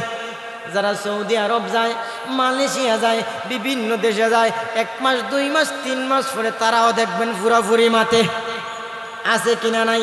শুদ্ধ কান্না হোক, তাদের কথা বুঝে তাদেরকেও বুঝাইতে পারে কিনা পারে না। হাফিজ আবুল বারাকাত রাহমাতুল্লাহি আলাইহি ডাক দিয়ে বললেন, মারে আপনি কান্নাকাটি করেন কেন? আপনার মেয়ে কান্নাকাটি করে কেন? ওই বৃদ্ধা মহিলা ডাক দিয়ে কয়, বাবারে কান্নাকাটি করতেছে এই জন্য, আজ থেকে চিরদিনের জন্য আমি আমার মেয়েটাকে হারাইয়া দিব। আমি আমার মেয়েকে পাবো না, আমার মেয়েটা আজকে মারা যাইবে, হত্যা হয়ে যাইবে। যেহেতু আমার মেয়েকে আমি আর জিন্দেগিতে পাবো না, এই জন্য আমার মেয়ে আর আমি দুইজন মিলে কান্নাকাটি করতে আসে। আল্লাহর এই বান্দা হাফিজ আবুল বারাকাত ডাক দিয়ে বললেন, মা আপনার মেয়ে কি অসুস্থ? কয়, না রে বাবা, অসুস্থ না। তাহলে অসুস্থ না, কিভাবে মারা যাইবে? শিওর যে আজকে রাতে মারা যাইবে। বুঝলেন কিভাবে? কয়, আমাদের দেশের মধ্যে একটা নিয়ম আছে, আমাদের মালদ্বীপের মধ্যে বৎসরে একটা দিন সাগর থেকে একটা দানব, একটা দৈত্য, আমরা সিলেটি ভাষায় মনে হয় আসিফ বলি, আসিফ কন্যা নাকি, দানব একটা দৈত্য, ওই জায়গার মধ্যে বৎসরে একটা দিন আসে। ওই একটা দিন সরকারি মতে যেই মানুষের একটা মাত্র মেয়ে, একটা মাত্র সুন্দরী মেয়ে, একটা মাত্র সুন্দরী মেয়েকে গয়নাগাটি লাগাইয়া সাজাইয়া কাফন লাগাইয়া একটা সাগরের কিনারায় মন্দিরের মধ্যে তালা দিয়া রাখা হয়। ওই দত্তটা আসিয়া, দানবটা আসিয়া ওই মেয়েকে মারা যায়। পরে সরকার যার যার গার্জিয়ানের কাছে দিয়ে পরে দাফন করা হয়। এরকম এটা সরকারি আইন। প্রতি বছর লটারি হয়, প্রতি বছর লটারি হয়। এই বছর লটারির মধ্যে আমার মেয়ের নাম উঠে গেছে, এই জন্য আমি আর মেয়ে বসিয়া একসাথে কান্নাকাটি করতে আছে। আমার ভাই বন্ধুরা, শুধুমাত্র তাই না, আল্লাহর এই বান্দা হাফিজ আবুল বারাকাত ডাক দিয়ে বললেন, মারে কান্নাকাটি করিয়েন না, কান্নাকাটি করিয়েন না। আপনার মেয়ে আজকে রাতে মারা যাবে না। আপনার মেয়ে জীবিত থাকবে, হায়াত থাকলে মারা যাবে না। আপনার মেয়ে মারা যাবে না, কোনো কিচ্ছু হবে না। ডাক দিয়ে কই, বাবারে কিভাবে মারা যাবে না? কিভাবে তুমি জানলাই? কই, যেভাবেই জানি তোমার মেয়ে আজকে রাত্রে মারা যাবে না। তুমি চিন্তা করিও না, এই চিন্তা করার কারণ নাই। তোমার মেয়েকে মন্দিরের মধ্যে দিতে হবে না। আমি তো দেখতে সুরত তোমার মেয়ের মতোই আছি। আমাকে তারা চিনে না, জানে না, আমার দাঁড়িয়ে উঠে নাই। আমাকে ভালো করে সাজাও, ভালো করে ক্রিম মারো, যাতে বুঝতে না পারে যত গয়নাগাটি সরকারের পক্ষ থেকে দেওয়া হয়েছে। কন্যা সাজাইলে আগের দিন গয়নাগাটি ফাটায় দেয় কিনা দেয় না? আরো জোরে কন। আরো জোরে কোন আগের দিন না দিলে ওই দিন সকালে কাপড় চোপড় নিয়ে যায় কিনা? এরকম সরকার পাঠাইয়া দিছে, গয়নাগাটি সবগুলি আমার শরীরে লাগাইয়া দাও, তোমার মেয়ের কাপড়টা আমার শরীরের মধ্যে লাগাইয়া দাও, তোমার মেয়ে যাইতে হবে না, আমি যাইব তোমার মেয়ের পরিবর্তে। তবে কথাটা কারো কাছে প্রকাশ কইরো না, তারা জানবে তোমার মেয়ে যাইতেছে, কিন্তু তোমার মেয়ে যাইবে না। আমি হাফিজ আবুল বারাকাত সেই মন্দিরের মধ্যে গিয়ে দায়িত্বর মোকাবেলা করব। আল্লাহর এই বান্দা হাফিজ আবুল বারাকাতের কথা শুনিয়া মা মেয়েদের জল ডাক দিয়ে কয়, না না না না, আপনার দ্বারা হবে না। তারা যদি জানতে পারে মা মেয়ের সাথে মাকেও হত্যা করবে। আর এইটা মা ডাক দিয়ে কয়, আমার মেয়ের কারণে আপনি হত্যা করেন, এটা আমি চাই না। কয়, না না, আমিও হত্যা হব না। এই সিস্টেমটা শুধুমাত্র করেন জুড়ে কন্যা সুবহানাল্লাহ, আরো জুড়ে কন্যা সুবহানাল্লাহ। আওয়াজ দিয়ে একসাথে সবাই বলেন সুবহানাল্লাহ। আমার ভাই বন্ধুরা গো, শুধুমাত্র তাই না, এই মুহূর্তের মধ্যে হাফিজ আবুল বারাকাতের শরীরের মধ্যে গয়নাগাটি লাগাই দিল। গয়নাগাটি লাগায়, এরপরেও মহিলারা কান্নাকাটি করে কয়, তুমি কিভাবে মোকাবেলা করবে? তোমার সাথে মোকাবেলার কিছু আছে নাকি? কয়, হ্যাঁ, আমার সাথে মোকাবেলার সবচেয়ে অস্ত্র আমার কাছে আছে। কয়, কোন অস্ত্র, কি দ্বারা মোকাবেলা করবাই? হাফিজ আবুল বারাকাত ডাক দিয়ে কয়, আমি বললাম একজন কোরআনের হাফিজ, আমার সিনার মধ্যে আল্লাহর 30 পারা কোরআন, এই পবিত্র কোরআনের মাধ্যমে আমি দানবের মোকাবেলা করব। আমার ভাই বন্ধুরা, শুধুমাত্র তাই না, হাফিজ আবুল বারাকাতকে গয়নাগাটি লাগাইয়া, অলংকার আদি সব কিছু লাগাইয়া যখন গার্ড পুলিশদের হাতে উঠে দেওয়া হইল, হাফিজ আবুল বারাকাতকে তারা যখন মন্দিরের মধ্যে নিয়ে গেল, যেমন তেমন মন্দির না, মন্দিরের মধ্যে ঢুকাইয়া বিশাল বড় একটা তালা দিল। চাইল বাগা সম্ভব নেই, জেল থেকে চাইলেও বাগা যাইব, বাঘের মন চাইলেও কি বাগা দেওয়ান যাইব? চাইলেও বাগা দেওয়া সম্ভব না, এমন একটা তালা ভিতরের দিক দিয়া মারল। এই জায়গার মধ্যে বসো, এই জায়গার মধ্যে বসো, দরকার পড়লে ওই জায়গায় বাথরুম আছে, ওই জায়গায় পানি আছে, কিন্তু মন্দির থেকে বাইর হওয়া যাবে না। বড় বড় তালা কয়েকটা দিয়া পুলিশরা তাদের ক্যাম্পের মধ্যে চলে আসিয়া অপেক্ষা করতে আছে, দানব কখন আসবে। রাত গভীর হইলে দানব আসবে, হত্যা করবে। সকালবেলা ওই লাশটা আবার তার মায়ের নিকট পৌঁছাইয়া দেবে। জোরে কন্যা নাউজুবিল্লাহ। আমার ভাই বন্ধুরা গো, শুধুমাত্র তাই না, হাফিজ আবুল বারাকাতকে তারা যাই মাত্র দিল, সাথে সাথে ঢুকার পর গয়নাগাটি সব খুলে ফেললেন। গয়নাগাটি খুলিয়া বাথরুমের মধ্যে গিয়ে ওযু করলেন, যেহেতু সাগরের মধ্যখানে ছিল এইটা। ওযু করলেন, ওযু করিয়া মনে মনে ভাবতাছেন, আল্লাহর পবিত্র কোরআনের পাওয়ার আজকে আমি টেস্ট করব, দেখব দানবের পাওয়ার বেশি নাকি মহান মালিকের কোরআনের পাওয়ারটা বেশি। রাত যতই গভীর হয় ততই জুন্নুর জুন্নুর শব্দ শোনা যায়, যতই গভীর হয় ততই জুন্নুর জুন্নুর শব্দ শোনা যায়, জুন্নুর জুন্নুর শব্দ শোনা যায়।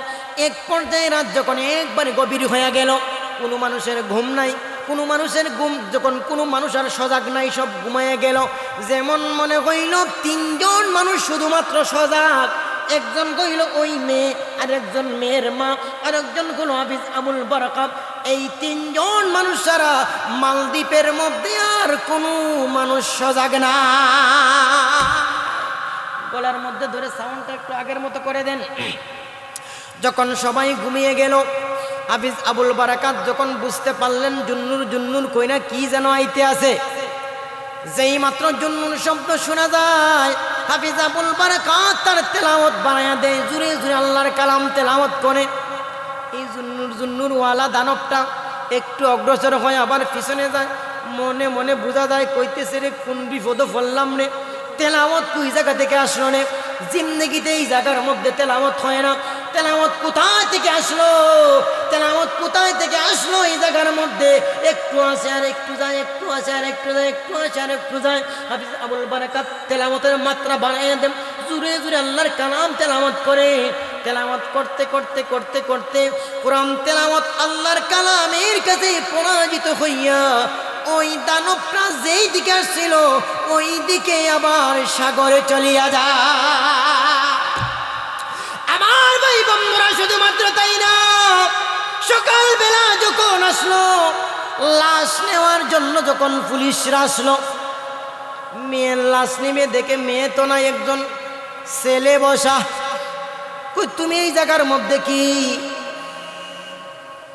কই আমি এই জায়গার মধ্যে কি? আমি তো ছিলাম। কই মেয়ে কই? কই মেয়ে তো ছিল না, আমাকেই ঢুকাইছো অলঙ্কার দিয়ে, আমার চিনো। কই কোনো দানব টানব আসে নাই। কই আসছিল, আমার কাছে আসতে পারে নাই। কই কিভাবে? কই এভাবে। বাদশার দরবারে নিয়ে গেল। বাদশা জিজ্ঞাসা করলো, কিরে তোমার কাছে কি কোনো দানব আসে নাই? কই আসছিল, তবে কাছে আসে নাই। কই তুমি কি সত্যি ছিলে, মেয়ে ছিল না? কয় না। সত্যতা যাচাই করার জন্য ওই মেয়েকে নিয়ে আসলো, মেয়ের মাকেও নিয়ে আসলো। তারা বললো এরকম এরকম ঘটনা। তখন বাদশা ডাক দিয়ে কয়, তুমি কেমন করে দানবের হাত থেকে বাঁচলাই? তোমার কি হাতিয়ার ছিল? হাফিজ আবুল বারাকাত ডাক দিয়ে বললেন, আমার হাতিয়ার ছিল মহাগ্রন্থ আল কোরআন। বাদশা অবাক হয়ে গেল। বাদশা অবাক হইয়া ডাক দিয়ে কয়, কোরআনের এমন পাওয়ার? তোমরা মুসলমানের কোরআনের এমন পাওয়ার? কয় হ্যাঁ পাওয়ার। কয় তাহলে আগামী বছর তুমি মোকাবেলা করতে পারবে? কয় পারবো, মোকাবেলা করতে পারবো। কয় তাহলে আমরা একটা কথা আপনাকে দিতে চাই, আগামী বছর যদি এরকম দানবের মোকাবেলা করতে পারো তাহলে আমরা বুঝে নিব ইন্নাদ-দীনা ইনদাল্লাহিল ইসলাম, ইসলাম ধর্ম আল্লাহর কাছে মনোনীত ধর্ম। সুতরাং আমরা সবাই ওয়াদা দিলাম, সবাই এক বাক্যে কালেমা পড়িয়া মুসলমান হইয়া যাইব। পরের বছর থাকলেন হাফিজ আবুল বারাকাতকে যখন মন্দিরে দেওয়া হইল, প্রথম বছর তো আসছিল, পরের বছর কোনো শব্দই নাই কোরআন তেলাওয়াত। এই জন্য আল্লাহর রাসূল বলেন, ঘরের মধ্যে কোরআন তেলাওয়াত করো, জিনবুত থাকবে না। কোরআন তেলাওয়াত করো, জিনবুত থাকবে না। 2 নম্বর বছর দেখা যায় এই দানবটা আসেই না। বাদশার দরবারে তাকে হাজির করা হইল। বাদশা ডাক দিয়ে কই, রে আমরা ওই ছেলের কাছে ওয়াদা দিয়েছিলাম আমরা মুসলমান হব। আমরা শুধু চাপের কারণে না, শুধু ওয়াদার কারণে না, আমরা স্ব-ইচ্ছায় আগ্রহের সাথে আমরা বুঝতে পারলাম একমাত্র ইসলাম ধর্ম আল্লাহর কাছে মনোনীত ধর্ম, একমাত্র ইসলাম ধর্ম সঠিক, কোরআন আল্লাহর কিতাব। সুতরাং হাফিজ আবুল বারাকাত রে, আর দেরি করিস না, তাড়াতাড়ি আমাদের সবাইকে তুমি কালেমা পড়াইয়া মুসলমান বানাইয়া দাও। এই জন্য প্রিয় গাজীরিনে কেরাম, কোরআনের পাওয়ার আছে। এই কোরআনকে যারা সম্মান করবে, কোরআন তাদেরকে ইন্নাল্লাহা ইয়ারফাউ বিহাযাল কিতাবি আকওয়ামান ওয়া ইয়াদউ বিহি আখারিন, সেই কোরআনও তাদেরকে সম্মানিত করে দিবে। আমার ভাই বন্ধুরা, এই জন্য আসুন, এই যে কোরআনের যত দিক দিয়ে খেদমত লাগে, কোরআনের তাফসীরুল কোরআন মাহফিল, আরও যত কিছু আছে, আমরা কোরআনের সাথে সম্পর্ক রাখার দরকার আছে কিনা নাই? আরো জোরে কোন? শুধুমাত্র তাই না, এই কোরআন তেলাওয়াত করলে কি ফায়দা? নবীজির সাহাবী হযরতে উসমান ইবনে আফফান রাদিয়াল্লাহু তাআলা আনহু একবার হযরতে আব্দুল্লাহ ইবনে মাসউদ রাদিয়াল্লাহু তাআলা আনহুর বাড়ির মধ্যে গেলেন। হযরতে আব্দুল্লাহ বিন মাসউদ রাদিয়াল্লাহু তাআলা আনহু উনি খুবই অসুস্থ ছিলেন। আমাদের সমাজের মধ্যে যদি কোনো মানুষ খাতিরের অসুস্থ থাকে, তখন আমরা দেখতে যাই কিনা যাই না, এটা আমাদের হক। হকুল মুসলিমি আলা মুসলিমি খামসুন, রাদ্দুস সালাম ওয়া ইয়াদাতুল মারিজ ওয়া ইত্তিবাউল জানাইজ ওয়া ইজাবাতুদ দাওয়াত ওয়া তাসমিয়াতুল আতিস। এক মুসলমানের উপর আরেক মুসলমানের 5টা হক আছে। এর মধ্যে একটা হলো গিয়া যে যদি অসুস্থ হয়, ইয়াদাতুল মারিজ, অসুস্থ হলে দেখা, অসুস্থ হলে দেখার জন্য যাওয়া। আমার ভাই বন্ধুরা, আজকাল আমাদের সমাজের মধ্যে আমরা যখন অসুস্থ মানুষরে হাসপাতালে বাড়িতে দেখতে যাই, তখন আমরা ফলমূল এই সেই নিয়ে যাই। বরঞ্চ এটা আগে এক সময় ছিল মানুষ ফল টল বেশি কিনতো না, কিন্তু বর্তমান সময়ের মধ্যে দেখা যায় সবচেয়ে বেশি গুরুত্বপূর্ণ হইল গিয়া মানুষের অসুস্থ হইলই মেডিকেল গেলেই খালি টেস্ট আর টাকা পয়সার দরকার। কি কোন আপনারা? আগে একটা সময় একরকম ছিল, বর্তমানের সময়টা অন্যরকম ছিল। আগের সময় মানছে সামান্য টাকার ওষুধ খাইতো, ফলমূল মানছে নিত বেশি খাইতো, কিন্তু এখন হাসপাতাল গেলেই শুধু টেকা টেকা। এই জন্য আমরা যারা হাসপাতাল দেখতে যাই, আমরা সবচেয়ে সঠিক নিয়ম, সবচেয়ে সঠিক পদ্ধতি হইল, যদি রুগীটা গরিব হয়, কোটিপতি না হয়, তাহলে গরিব হইলে একটা খামের মধ্যে তৌফিক অনুসারে একটা ছোট্ট খাম দেওয়া। কি কোন আপনারা? 300 টাকার 400 টাকার ফল নিবেন না, না 500 টাকা তার হাতের মধ্যে দিলে কমপক্ষে তো একটা টেস্ট ছোটখাটো করাইতে পারবো। এই জন্য প্রিয় হাজিরিনে কেরাম, আব্দুল্লাহ ইবনে মাসউদ হযরত আব্দুল্লাহ ইবনে মাসউদ রাদিয়াল্লাহু তাআলা যখন অসুস্থ ছিলেন, তখন দেখতে গেছেন হযরতে উসমান ইবনে আফফান রাদিয়াল্লাহু তাআলা। আপনারা বলেন তো দেখি, হযরত উসমান রাদিয়াল্লাহু তাআলা, তাকে উসমানে গনি বলা হয়, উনি ধনী ছিলেন নাকি গরিব ছিলেন? আরো জোরে, আরো জোরে। প্রিয় হাজিরিনে কেরাম, শুধুমাত্র তাই না, হযরত আব্দুল্লাহ বিন মাসউদ রাদিয়াল্লাহু তাআলা আনহুকে যখন দেখার জন্য গেলেন, হযরত উসমান রাদিয়াল্লাহু তাআলা আনহু ডাক দিয়ে বললেন, ও নবীর সাহাবী আব্দুল্লাহ বিন মাসউদ, তুমি অসুস্থ, তোমার চিকিৎসার ব্যবস্থা করে কয় লাগবে না, আল্লাহ শিফা দান করবেন, তাহলে তোমাকে কিছু টাকা পয়সা দিয়ে দেই। তিনি বললেন, না, টাকা পয়সাও লাগবে না। হযরত উসমান রাদিয়াল্লাহু তাআলা আনহু ডাক দিয়ে বললেন, নবীর সাহাবী রে, কিছু টাকা পয়সা তোমাকে দিয়া দেই, কিছু দিনার দিরহাম দিয়া দে, যদিও তোমার কাজে না লাগে, তুমি যদিও দুনিয়া থেকে বিদায় নিয়ে চলে যাও, তোমার যেই মেয়ে আছে, তোমার মেয়েদেরও কাজে লাগতে পারে, সুতরাং আমি উসমান তোমাকে কিছু টাকা পয়সা বড় অঙ্কের দিয়া দেই। নবীজির সাহাবী হযরত আব্দুল্লাহ বিন মাসউদ রাদিয়াল্লাহু তাআলা ডাক দিয়ে বললেন, ও নবীর সাহাবী উসমান, আমার মেয়েদের সম্পর্কে আপনার চিন্তা করতে হবে না, আমার মেয়েদের অভাব সম্পর্কে আমারও চিন্তা করতে হবে না। কেন, তুমি কি নবীজির হাদিস শুনো নাই? নবীজির হাদিস কি শুনো নাই?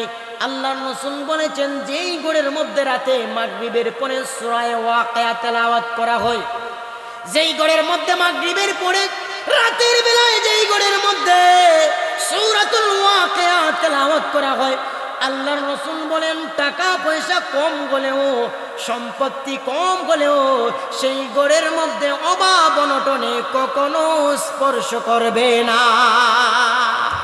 ও নবীর সাহাবী উসমান, আপনি চাইতেছেন আমাকে হাদিয়া দেওয়ার জন্য, আপনি আমার মেয়েদের চিন্তা করতেছেন, আমার মেয়েদের চিন্তা করতে হবে না।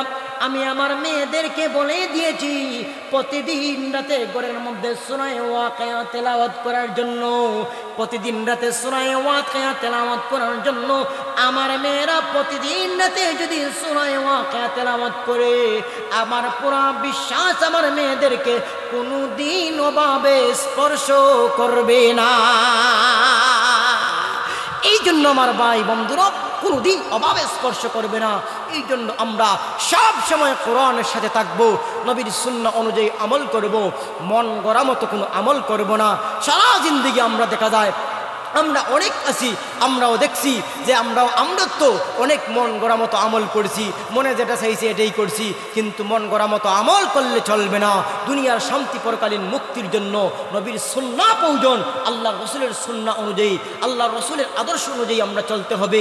নামাজ, রোজা, হজ, যাকাত, ব্যবসা বাণিজ্য সব কিছুর ক্ষেত্রে যা আছে, সর্বক্ষেত্রে, পারিবারিক ক্ষেত্রে, লাকাদ কানা লাকুম ফি রাসূলিল্লাহি উসওয়াতুন হাসানাহ, নবীর সুন্নাহগুলি যথাযথভাবে পালন করতে হবে। নবী কিভাবে চলছেন, সাহাবায়ে কেরাম কিভাবে চলতেন, তাবেঈন, তবে তাবেঈন, ওদের দিকে আমরা ফলো করতে হবে, ওদের থেকে আমরা শিক্ষা গ্রহণ করতে হবে। আমাদের মন গড়া মতো কিচ্ছু করলে আমাদের এই ইবাদত হবে না। আমার ভাইরা, আকমালতু দীনাকুম আল ইয়াউমা আকমালতু দীনাকুম ওয়া আতমামতু আলাইকুম নি'মাতি ওয়া রাদিতু লাকুমুল ইসলাম দীনা। আল্লাহ দিনটাকে পরিপূর্ণ করে দিয়েছেন, এখন মন গড়া মতো কিচ্ছুই করলে হবে না, সব কিছু নবীর তরিকা মতো করতে হবে, সুন্নাহ অনুযায়ী করতে হবে। নবীর সুন্নাহ অনুযায়ী যদি আমরা জীবনযাপন করি, তাহলে আশা করা যায় আল্লাহ রাব্বুল আলামিন আমাদেরকে ইহকালীন শান্তি এবং পরকালীন মুক্তি দান করবে। ইহকালীন শান্তির দরকার আছে। অনেক মানুষ আছে কোটি কোটি টাকার মালিক, কিন্তু তার ভিতরে শান্তি নাই, এরকম মানুষ আছে না? আছে না সমাজের মধ্যে? তার কিচ্ছুর অভাব নাই, ছেলে ফেলেও ইউরোপ আছে, জমিন জামা আছে, বড় বিল্ডিং আছে, প্রতিদিন ঘরের মধ্যে খানা আসে, তার খানা নিয়ে চিন্তা করতে হয় না। কিন্তু দেখবেন তার মাথার মধ্যেও বিশাল বিশাল বড় বড় টেনশন। এরকম মানুষ সমাজে আছে কিনা? নাই। এই জন্য আমার ভাই বন্ধুরা, নবীর সুন্নাহ অনুযায়ী চললে আল্লাহ অবশ্যই অবশ্যই ইহকালীন শান্তি এবং পরকালীন মুক্তি দান করবেন। আরেকটা এলান আমি আপনাদেরকে শোনাই। আগে যে বলছিলাম মক্তবের যে একটা বিষয়, এই মক্তবের যে বিষয়টা হলো গিয়া, এই মক্তব আসলে বিভিন্ন জায়গা থেকে উঠে গেছে। এটা যে উঠছে কেন, এর বিভিন্ন কারণ আছে। সমাজটাই পরিবর্তন হয়ে গেছে। ঠিক না আপনারা? আমাদের এলাকার মধ্যে, আমরা যে জায়গার মধ্যে, সুনামগঞ্জ, যে জায়গার মধ্যে মক্তব 200-300 ছাত্র থাকতো, 300-400 এরকম আমাদের আশেপাশের যে এলাকাগুলি ছিল মক্তব, এই জায়গার মধ্যে বাড়িতে গেলে দেখা যায় নাই, 2-4জন, কোনো দিন নাই। এরকম কারণ আছে। কারণ হইল গিয়া বর্তমানে প্রতিষ্ঠানগুলি কিল্ডার গার্ডেন কী আছে ওইগুলি সকাল থেকে শুরু হয়। আর গার্জিয়ানরা যারা সচেতন, এরা দেখা যায় ওই ইংলিশ শিক্ষা, জাগতিক শিক্ষা, ওইদিকে গুরুত্ব দিতে গিয়া আরও কিছু কিছু জিনিস আছে। আগে আমরা দেখতাম, আমরা ওই ছোটোবেলা এসার পরে ভাত খাইলে ঘুমে ধইরা গেছে, আবার ফজরের সময় ঘুম ভাঙ্গা গেছে। এখন দেখবেন মোবাইল আছে, টেলিভিশন আছে, ওয়াইফাই চালায়, এই করে সেই করে। বাচ্চারাও মাঝে মাঝে কোনো কোনো বাচ্চারা জিজ্ঞাসা করি ঘুমাস কয়টা, কয় হুজুর 2টা 3টা 4টা ছাড়া ঘুমিয়ে ধরে না। একটা বাচ্চা যদি 2টা 3টা, আবার গার্জিয়ানও ফজরের নামাজ ফেরে রাস্তা দিয়ে বের হইলে ফজরের নামাজ কি 8টার সময় দেখবেন রাস্তাঘাট খালি থাকে। আগে সুরেরা চুরি করতো রাত্রে, আর এখন সুরেরা চুরি করে ফজরের সময়, সকালবেলা। কারণ সকালবেলা মানুষ ঘুমায়, এই জন্য ঘুমের যে সিস্টেমটা আছে এখন সবাই ঘুমায়, গার্জিয়ান ঘুমায়, ছাত্ররা ঘুমায়, চাইলেও উঠা যায় না। যদিও জুড়ে যায় 1-2 দিন ফাটায়, কিন্তু দেখা যায় পরের দিন শেষ। এই জন্য প্রিয় হাজরিনে কেরাম, আমরা আবার আমাদের যে বক্তব্যটা আছে, মাইকের আওয়াজ যতটুকু পর্যন্ত যায় একটা এলান জানাইয়া দেই। কর্তৃপক্ষের সাথেও আলাপ হয়েছে। এই বক্তব্যটা আমরা আগামী শনিবার থেকে আবার, দেখছেন না রং টং হয়েছে, দেখছেন তো মনে হয় রং টং হয়েছে, আমরা আবার শনিবার থেকে চালু করতে চাই। তবে এখন চালুটা হইব অন্য সিস্টেমে। সিস্টেমটা ভিন্ন। সকালবেলা হবে ঠিক, একজন আল্লাহর বান্দা প্রবাস থেকে উনি কিছু স্পন্সর করতেছেন, কিছু প্রতি মাসে একটা সহযোগিতা করবেন। এই জন্য যেভাবে ছাত্র আনা যায় ওই চেষ্টাটা করা। এখন প্রতিদিন সকালে বাচ্চাদের জন্য কিছু না কিছু নাস্তা আছে, কোনো দিন কেক, কোনো দিন সিদ্ধ ডিম, এইটা। আবার যেই ছাত্র প্রতিদিন হাজির থাকবে, মাসে 30 দিনের 27 দিন 28 দিন ওই রকম হাজির থাকবে, তারেও স্কুলে উপবৃত্তি দেয় না, ওই রকম 300-400 টাকার মতো একটা মাসের শেষেও দেওয়া হবে। আল্লাহর এক বান্দা এটা উদ্যোগ নিয়েছেন, আমাদের ব্যক্তিগত কিচ্ছু না। নাম প্রকাশে অনিচ্ছুক, এটা শুধু কাজ চলবে, নাম প্রকাশের কোনো দরকার নাই। এখলাসের সাথে উনি বলছেন আমি এটার আজর গিয়া পরকালের মধ্যে আমি এটার গিয়া সওয়াব পাইব। এই জন্য আরও কিছু আছে। কোরআন শরীফ পড়লো, কোরআন শরীফ যদি এই জায়গাতে খায়দা শেষ করিয়া কোরআন শরীফ পর্যন্ত শেষ করে, পোশাক আশাক, আবার কোরআন শরীফ শেষ করছে, শেষ করে যখন চলে গেল তারে বড় অঙ্কের একটা হাদিয়াও দিবেন। এটা যে যিনি উদ্যোগ নিছেন, ইনি মোটামুটি কম টাকা না, মোটামুটি কিছু টাকা আছে। এই জন্য ইনি এটা উদ্যোগ নিছেন যে যারা ওখান থেকে কোরআন শরীফ শেষ করিয়া যাবে তারে একটা বড় অঙ্কের হাদিয়াও দিয়ে দিব, যাতে লেখাপড়া অন্য জায়গায় খরচ করতে পারে। এই জন্য প্রিয় হাজিরিনে কেরাম, আমরা আগামী শনিবার থেকে সব কিছু সিস্টেম মতো চালু করব। আপনারা বাড়ির ঘরের মধ্যে গিয়ে আশেপাশের ঘরের মধ্যে যারা আছে সবাইকে বলবেন তো ইনশাআল্লাহ। ইনশাআল্লাহ আল্লাহ রাব্বুল আলামিন যেন আমাদেরকে সবগুলি কথার উপর আমল করার তৌফিক দান করে বলেন আমিন। মুখতাসর দোয়া হইব না, আজানে গেছে। সাল্লাল্লাহু আলাইহি সাইয়্যিদিনা ওয়া মাওলানা মুহাম্মদ ওয়া আলা আলিহি ওয়া আসহাবিহি ওয়া সাল্লাম। আস্তাগফিরুল্লাহ, ইন্নাল্লাহা গফুরুর রহিম। আলহামদুলিল্লাহি রাব্বিল আলামিন ওয়াল আকিবাতু লিল মুত্তাকিন والصلاة والسلام على سيد الأنبياء والمرسلين. اللهم اغفر لنا ولوالدينا رب ارحمهما كما ربياني صغيرا. ربنا تقبل منا إنك أنت السميع العليم وتب علينا يا مولانا إنك أنت التواب الرحيم. آمين برحمتك يا أرحم الراحمين.